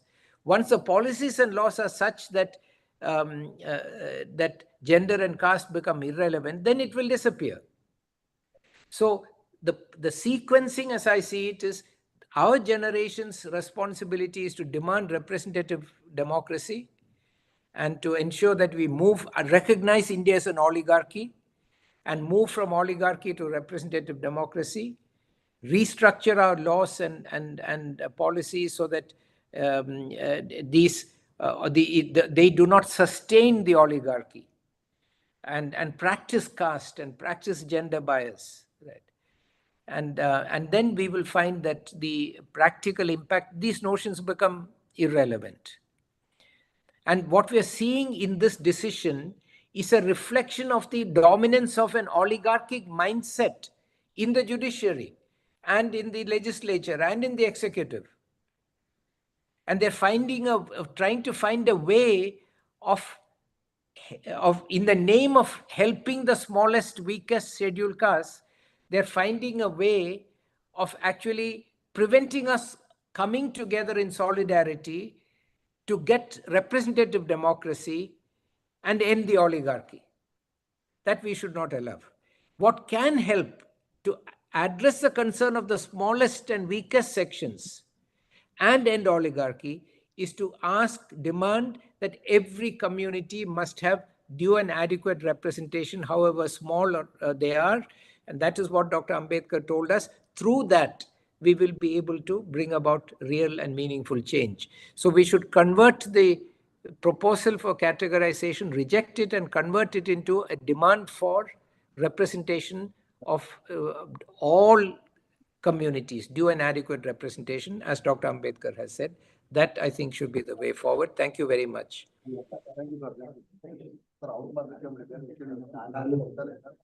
Bharat ದೇಶದ ಪ್ರಜೆ, ನಾನು schedule ಕ್ಯಾಸ್ಟ್ಗೆ ಸೇರಿದ್ದೀನಿ. ಕಳೆದ 35-40 ವರ್ಷದಿಂದ ನನಗೆ ಮೀಸಲಾತಿ ಏನು ಸಿಗ್ತಾ ಇಲ್ಲಪ್ಪ, ನನ್ಗೆ ಏನು ಎಟಕ್ತಾ ಇಲ್ಲ. ಈಗಿರೋ ಸಿಸ್ಟಮು ಏನೋ ಸ್ವಲ್ಪ ಅನುಕೂಲಿಸಿದೆ. ಒಂದು ರ್ಯಾಷನಲೈಸ್ ಆಗಿ ನನ್ ರಿಸರ್ವೇಶನ್ ಮುಟ್ಟಂಗ್ ಮಾಡಪ್ಪ ಅಂತ ನಾನು ಕೇಳ್ಕೊಂಡು ಬಂದೆ. 35-40 ವರ್ಷದಿಂದ ಹೋರಾಟ ಮಾಡ್ಕೊಂಡು ಬಂದೆ. ಅನಂತರ 2004 ಇವಿ ಚಿನ್ನಯ್ಯ ಜಡ್ಮೆಂಟ್ ಬಂತು. ಸರ್ ಬಂದೇ ಇವಿ ಚಿನ್ನಯ್ಯ ಜಡ್ಮೆಂಟ್ ಅಂತ ಬಂತು. ಇವಿ ಚಿನ್ನಯ್ಯ ಜಡ್ಮೆಂಟ್ ಅಲ್ಲಿ ಇವೆಲ್ಲ ನೀವು ಆದರ್ಶದ ಮಾತುಗಳು ಏನೇನ್ರಿ, ಈ ಅಫರ್ಮೇಟಿವ್ ಆಕ್ಷನ್ಸ್ ಬಗ್ಗೆ ಡಿಕ್ಲೇರ್ ಆಯ್ತು. ಆ ಟೈಮ್ ನಲ್ಲಿ ಈ ಆದರ್ಶದ ಮಾತು ಯಾರು ಚರ್ಚೆ ಮಾಡಲಿಲ್ಲ. ಆದ್ರೆ ದೇವೇಂದ್ರ ಸಿಂಗ್ ವಿಷಯ ಬಂದಾಗ ಕ್ರಿಮಿನಲ್ ವಿಷಯಗಳು ಚರ್ಚೆ ಆಗ್ತಾ ಇದೆ. ಆದ್ರೆ ಚಿನ್ನಯ್ಯ ಜಡ್ಮೆಂಟ್ ಬಂತಲ್ಲ, ಇವೆಲ್ಲ ಆದರ್ಶದ ಮಾತು ಮಾತಾಡಿದ್ರು.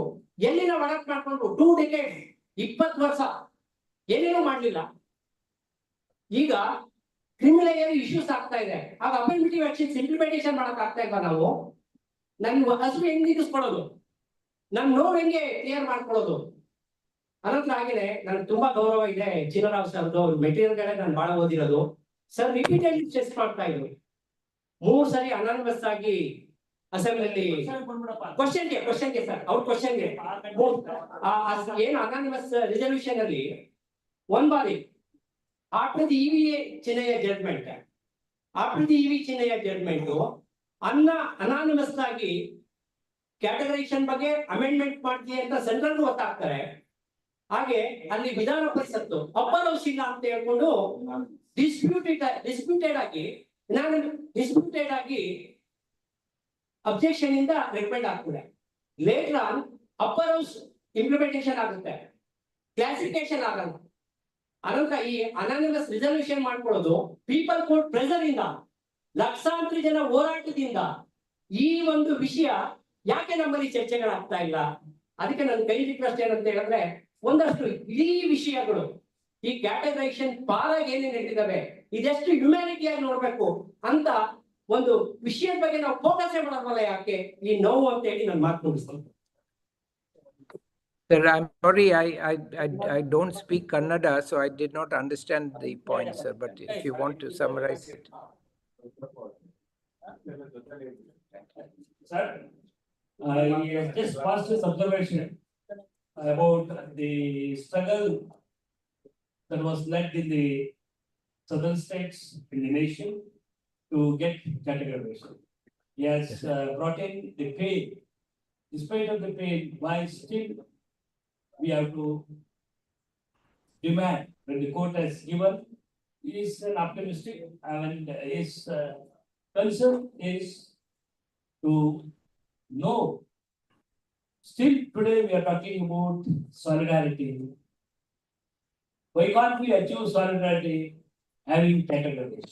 That was his concern. Yes, we appreciate that concern, and I also appreciate Professor Mohan Gopal's commitment from the day at 10:30 he sat before the link and he has given his thoughts based on his experience, based on his learning, based on his commitment that he has exhibited in his workplace, that has really showed the roadmap what best we can do in the name of achieving solidarity. And Professor Jawad speaks about fraternity, and Chinnarao, he has spelled out the way that how the categorization has been politicized, and as you rightly brought out, that reservation should not be politics. and you have given us how Baba Sahib has spelled the adequate representation, and today the need of the hour is adequate representation. With this, sir, I wholeheartedly thank for your being with us, making us to know the pros and cons of this important issue. And on behalf of the University of Mysore, I thank you for giving us your presence virtually. And it's good to see you and to hear you. We will be in touch to make the society to have a solidarity in all walks of life. Thank you very much. Thank you, sir. Thank you very much. Thank you.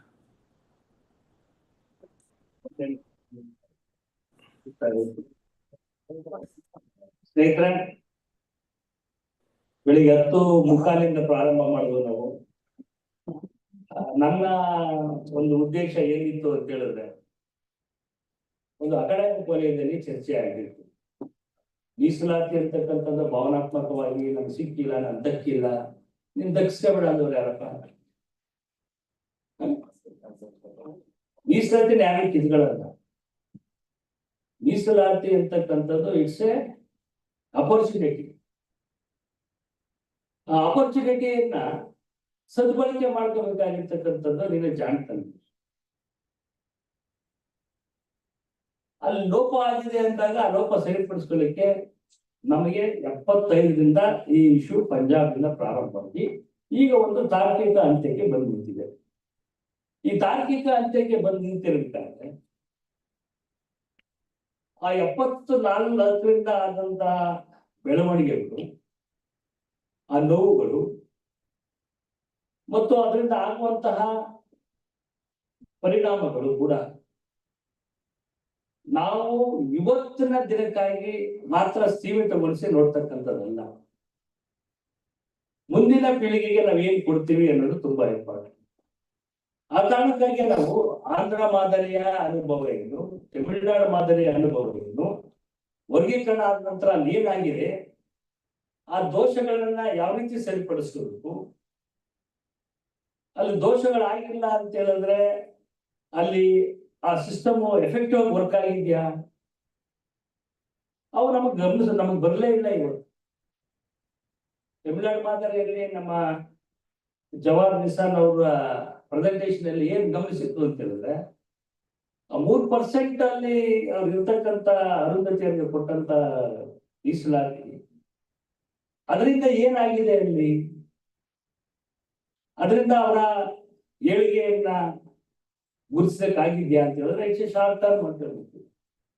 But larger term ಅಲ್ಲಿ ಅದು ಏನನ್ನ ಕೊಡ್ತಾ ಇದೆ ಆ ಸೊಸೈಟಿಗೆ, voiceless ಅಲ್ಲಿ ಏನ್ ಕೊಡ್ತಾ ಇದೆ, ಅವರನ್ನ ನಾವು ವಿಶ್ಲೇಷಣೆಗೆ ಒಳಪಡಿಸುವ ಕಾರಣಕ್ಕಾಗಿ ನಾವು ಡಿಫರೆಂಟ್ ಸ್ಟೇಟ್ಸ್ ಅನ್ನ ನಮಗೆ ಕರೆಸಿ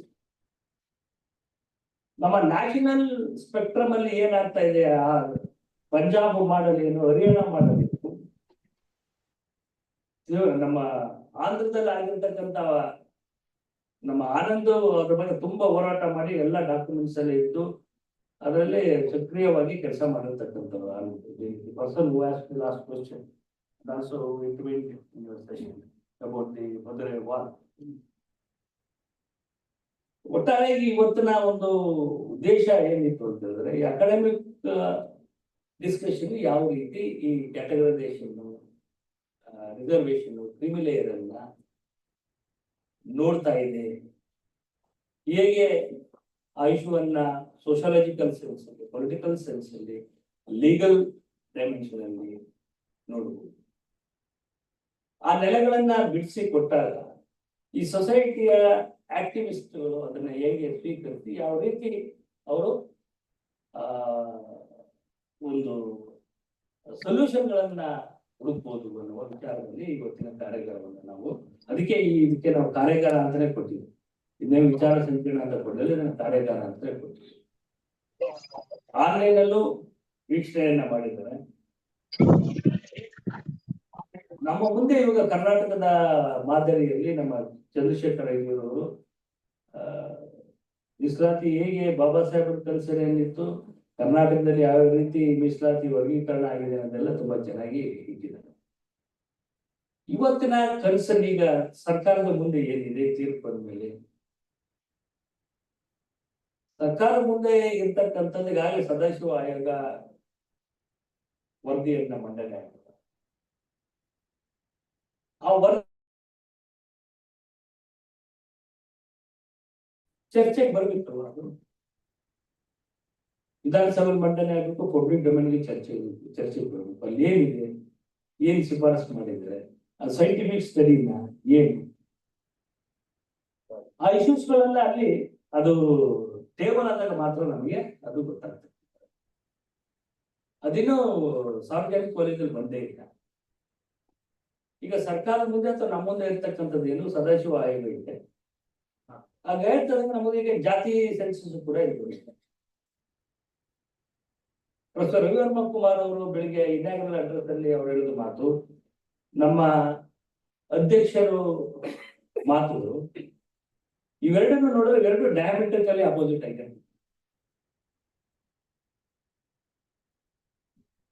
ಇನಾಗ್ರಲ್ ಅಡ್ರೆಸ್ ಅಲ್ಲಿ ಕಾಸ್ಟ್ ಸೆನ್ಸಸ್ ತುಂಬಾ ಇಂಪಾರ್ಟೆಂಟ್. ಕಾಸ್ಟ್ ಸೆನ್ಸಸ್ ಅಂತ ಬಂದಾಗ ತಲೆ ಎಣಿಸ್ಬೇಕು ಅಂತ ಎಷ್ಟು ಜನ ತಲೆ ಎಣಿಸಿದ್ದಾರೆ. ಮೀಸಲಾತಿಯ ವಿಚಾರ ಬಂದಾಗ ಸೈಂಟಿಫಿಕ್ ಆಗಿ ಅದನ್ನ ನಾವು ರ್ಯಾಷನಲ್ ಮೈಂಡ್ ಇಂದ ನೋಡಿದಾಗ ಮಾತ್ರ ಅದಕ್ಕೆ ಉತ್ತರ ಕೊಡಕ್ಕೆ ಸಾಧ್ಯ ಆಗುತ್ತೆ. ಈಗ ನಾವು ಇಲ್ಲಿ ಇರ್ತಕ್ಕಂಥವರೆಲ್ಲ ಲರ್ನೆಡ್, ಎಮೋಷನ್ಗಳಿಗೆ ಅವಕಾಶ ಕೊಡಬೇಕು. ಅಡಿಕ್ವೇಟ್ ರೆಪ್ರೆಸೆಂಟೇಷನ್ ಸ್ಕೀಮ್ ಅನ್ನ ಹೇಗೆ ಪ್ರಭುತ್ವ ಅದನ್ನ ಕಾರ್ಯರೂಪಕ್ಕೆ ತರುತ್ತದೆ ಅನ್ನೋದು ತುಂಬಾ ಪ್ರಭುತ್ವ ತುಂಬಾ ಜಾಣತನದಿಂದಲೇ ಹೇಗೆ ಅದನ್ನ ತಪ್ಪಿಸ್ಬೇಕು. See the authorities they have their own scheme how to prevent and how to appease the certain sections of the people. But we are learned here. We with a single voice, and that voice should be based on the scientific and rational mind. That is the intention of having the program. ನಾನು ಜನದರ್ಶಿಯಲ್ಲಿ meeting ಆದಾಗ ಭಾಸ್ಕರ್ ಪಾಪ ಬೆಳಿಗ್ಗೆ ಇದರಲ್ಲಿ ಭಾಸ್ಕರ್ ಅವರು ಇಲ್ಲ ನಾವೊಂದು ಕಾರ್ಯಕ್ರಮ ಮಾಡಬೇಕು ಅಂದ್ರೆ ಭಾಸ್ಕರ್ ಹೇಳಿದೆ, ನೋಡಿ ಈ ತರಹದಿಂದ ನಾವು ಒಂದು ನಿರ್ಮಾಣ ಮಾಡ್ಬೋದು. ಆಮೇಲೆ ಒಂದು ಥಿಯರೈಸಿಂಗ್, ಈಗ ಥಿಯರೈಸಿಂಗ್ ಆಗ್ಲೇಬೇಕಲ್ವ, ಕ್ಯಾಟಗರೈಸಿಂಗ್ ಪರವಾಗಿ ಥಿಯರೈಸಿಂಗ್ ಆಗ್ಬೇಕು. ಫೈನ್, ಅದರದ್ದು ಪಾಸಿಟಿವಿಟಿ ಮತ್ತೆ ನೆಗೆಟಿವಿಟಿ ಬದಲು ಥಿಯರೈಸಿಂಗ್ ಆದಾಗ ಮಾತ್ರನೇ ಅಲ್ಲಿ ಎಲ್ಲಿ ಅದರದ್ದು ಲೂಪ್ ಹೋಲ್ಸ್ ಇದೆ, ಅದ್ರ ಸ್ಟ್ರೆಂತ್ ವೀಕ್ನೆಸ್ ಏನಿದೆ ಅದನ್ನ ಅಡ್ರೆಸ್ ಮಾಡಲಿಕ್ಕೆ ನಮಗೆ ಸಾಧ್ಯ. ಸೊ ಹಾಗಾಗಿ ಇವತ್ತು ಇಟ್ಸ್ ಎ ಪ್ರಿಲ್ಯೂಡ್. ಇವತ್ತು ಏನು ನಾವು ಈ ಕಾರ್ಯಕ್ರಮ ಮಾಡಿದ್ವಿ, ಈ ಕಾರ್ಯಕ್ರಮ ಅಂತಕ್ಕಂಥದ್ದು ಒಂದು it's an first step after the judgement that the intellectual class has initiated to look into this important area. And for this I am thankful to Professor Jawan Nisan and Professor Chinnarao, Professor Chandrasekhar Raiju, and also Professor Reservation Kumar, and also Professor Mohan Gopal for spending their valuable time with us, enlightening us. I also thank the participants who have shown their eagerness to know what best we can do and what we can take to do from this workshop. So for this, I thank everyone. ನಾನು ಇಲ್ಲಿ ನೆರೆದಿರ್ತಕ್ಕಂಥ ಬೆಳಿಗ್ಗೆ ತುಂಬ್ದಂಗಿತ್ತು ಹಾಲು ಮಧ್ಯಾಹ್ನದವರೆಗೂ. ಆಮೇಲೆ ನಮ್ದಲ್ಲಿ ಹೇಗೆ ಏನಾಗಿದೆ ಅಂದ್ರೆ ಆ ಮೀಸಲಾತಿಯಲ್ಲಿ ಏನಿರಲಿ ನಾನು ಹೊಟ್ಟೆ ತುಂಬ ಸಾಕಪ್ಪ ಅಂದ್ರೆ ಸ್ಥಿತಿಗೆ ಕೆಲವು ಬಂದಿರೋದ್ರಿಂದ, ಆಮೇಲೆ ಆನ್ಲೈನ್ ಅಲ್ಲಿ ಇರೋದ್ರಿಂದ ಎಲ್ಲಿ ಕೂತ್ರೋ ಏನು ಜ್ಞಾನಕ್ಕೆ information age. We are living at the same time in the artificial intelligence age. So ನಾವೇನು ಕಷ್ಟಪಡೋದೇ ಬೇಕಿಲ್ಲ, ಎಲ್ಲ ನಮ್ಮ ಕೈಗೆ ಸಿಗ್ತದೆ. ಇವತ್ತು ಪ್ರೆಸಿಡೆನ್ಷಿಯಲ್ ಅಡ್ರೆಸ್ ಮಾತಾಡಬೇಕು ಅಂತ ಆರ್ಟಿಫಿಷಿಯಲ್ ಇಂಟೆಲಿಜೆನ್ಸ್ ಹೇಳುತ್ತೆ, ಅದೇ ಮಾಡ್ಕೊಡ್ತದೆ. ನನಗೆ ಒಂದು ನಮ್ಮ ಯಂಗ್ ಸ್ಟೂಡೆಂಟ್ ಫ್ರಮ್ ಜೇನು ಎತ್ತಿದಂತ ಪ್ರಶ್ನೆ, ಆ ಪ್ರಶ್ನೆ ಅದು ಆಕೆಗೆ ಜೇನಿನಿಂದ ಬಂದಿರ್ತಕ್ಕಂಥ ಹೆಣ್ಮಗಳು, ಆ ಹೆಣ್ಮಗಳು ಇನ್ನು ಆ ಪ್ರಶ್ನೆ ಯಾಕೆ ಎತ್ತಿದಾಳೆ, ಒಬ್ಬ ಡೌನ್ ಟೌನ್ ಹೆಣ್ಮಗಳು ಜೇನಿಗೆ ಹೋಗಿ ಏನ್ ಸಾಧನೆ ಮಾಡುದು ಅನ್ನೋ ಪ್ರಶ್ನೆ ನಂದಾಗ. ನೀನ್ ಜೇನಿಗೆ ಹೋಗಿ ಓದಿದಾಗ ನಿನಗೆ ಆ ಪ್ರಶ್ನೆ ಎದುರಿಸೋಷ್ಟು ಎಂಪವರ್ಮೆಂಟ್ ನಾಲೆಡ್ಜ್ ನಿನಗೆ ದೊರಕಿಲ್ಲ ಅಂತ ಹೇಳಿದ್ರೆ ಎಲ್ಲಿದೆ ತಪ್ಪು ಅಂತ ಹುಡುಕುವಂತಹ ಮನಸ್ಸು ನನ್ನೊಳಗೆ ಇರುತ್ತಾ ಇದೆ. ಯಾಕಂದ್ರೆ ನೀನು ಜೇನು ಓದಿದೆ ಅಂತ ಹೇಳಿದ್ಮೇಲೆ ನೀನು ನಿನ್ನ ಸಮುದಾಯ, ನಿನ್ನ ಫ್ಯಾಮಿಲಿ, ನಿನ್ನ ಎಲ್ಲಿ ನಿನ್ನ ಇರುವಿಕೆ ಅಲ್ಲಿ ಅದನ್ನ ನೀನು ಅವರನ್ನ ನೀನು ಏನು ಪ್ರಾಡಕ್ಟ್ ಅಂತ ಹೇಳಿಸೋದು ಅಷ್ಟು ಹೆಸರು. I'm not discouraging you. Don't think that I'm discouraging you. I appreciate your boldness that you have exhibited. ನೋಡಿ ಅದು ನಾವ್ ಎಲ್ಲಿ ಹುಟ್ಟಿದ್ರು ನಾವು ಅಲ್ಲೇ ಇರ್ಬೇಕು ಅಷ್ಟು ಇದೀವಲ್ಲ, ಮತ್ತೆ ಕ್ರಿಮಿನಲ್ ಏರ್ ತಗೊಂಡು ಏನ್ ಮಾಡ್ತೇವೆ ಅಲ್ವಾ? ಇದಕ್ಕೆ ಈ ತರದ ಇಶ್ಯೂಗಳು, ಭಾರತ ಮೊದಲೇ ಸಂಕೀರ್ಣವಾದಂತ ದೇಶ, ಈ ದೇಶದಲ್ಲಿ ಬದುಕು ಕೂಡ ಸಂಘರ್ಷ ಆಗದೆ ಸೋದರತ್ವದ ಭಾವನೆಯಿಂದ ಜೀವಿಸುವ ಕಡೆ ನಾವೆಲ್ಲ ವಿದ್ಯಾವಂತರಾಗಿರೋದ್ರಿಂದ, ಸಂಯಮದಿಂದ, ಯಾರು ಧಕ್ಕಿಲ್ಲ ಅವ್ರಿಗೆ ಸರಿಯಾದ ರೀತಿಯಲ್ಲಿ ಧರಿಸುವಂತಹ ಕೆಲಸವನ್ನು ನಾವು ಮಾಡೋಣ ಅಂತ ಹೇಳ್ತಾ ತಮ್ಮೆಲ್ಲರಿಗೂ ವಂದಿಸಿ ಇವತ್ತಿನ ಕಾರ್ಯಕ್ರಮವನ್ನ ಇಲ್ಲಿಗೆ ಈ ದಿನದ ಕಾರ್ಯಕ್ರಮವನ್ನ ಇಲ್ಲಿಗೆ ಮುಗಿಸ್ತೀವಿ. ತಮ್ಮೆಲ್ಲರಿಗೂ ವಿಶೇಷವಾಗಿ ಅಭಿನಂದನೆ.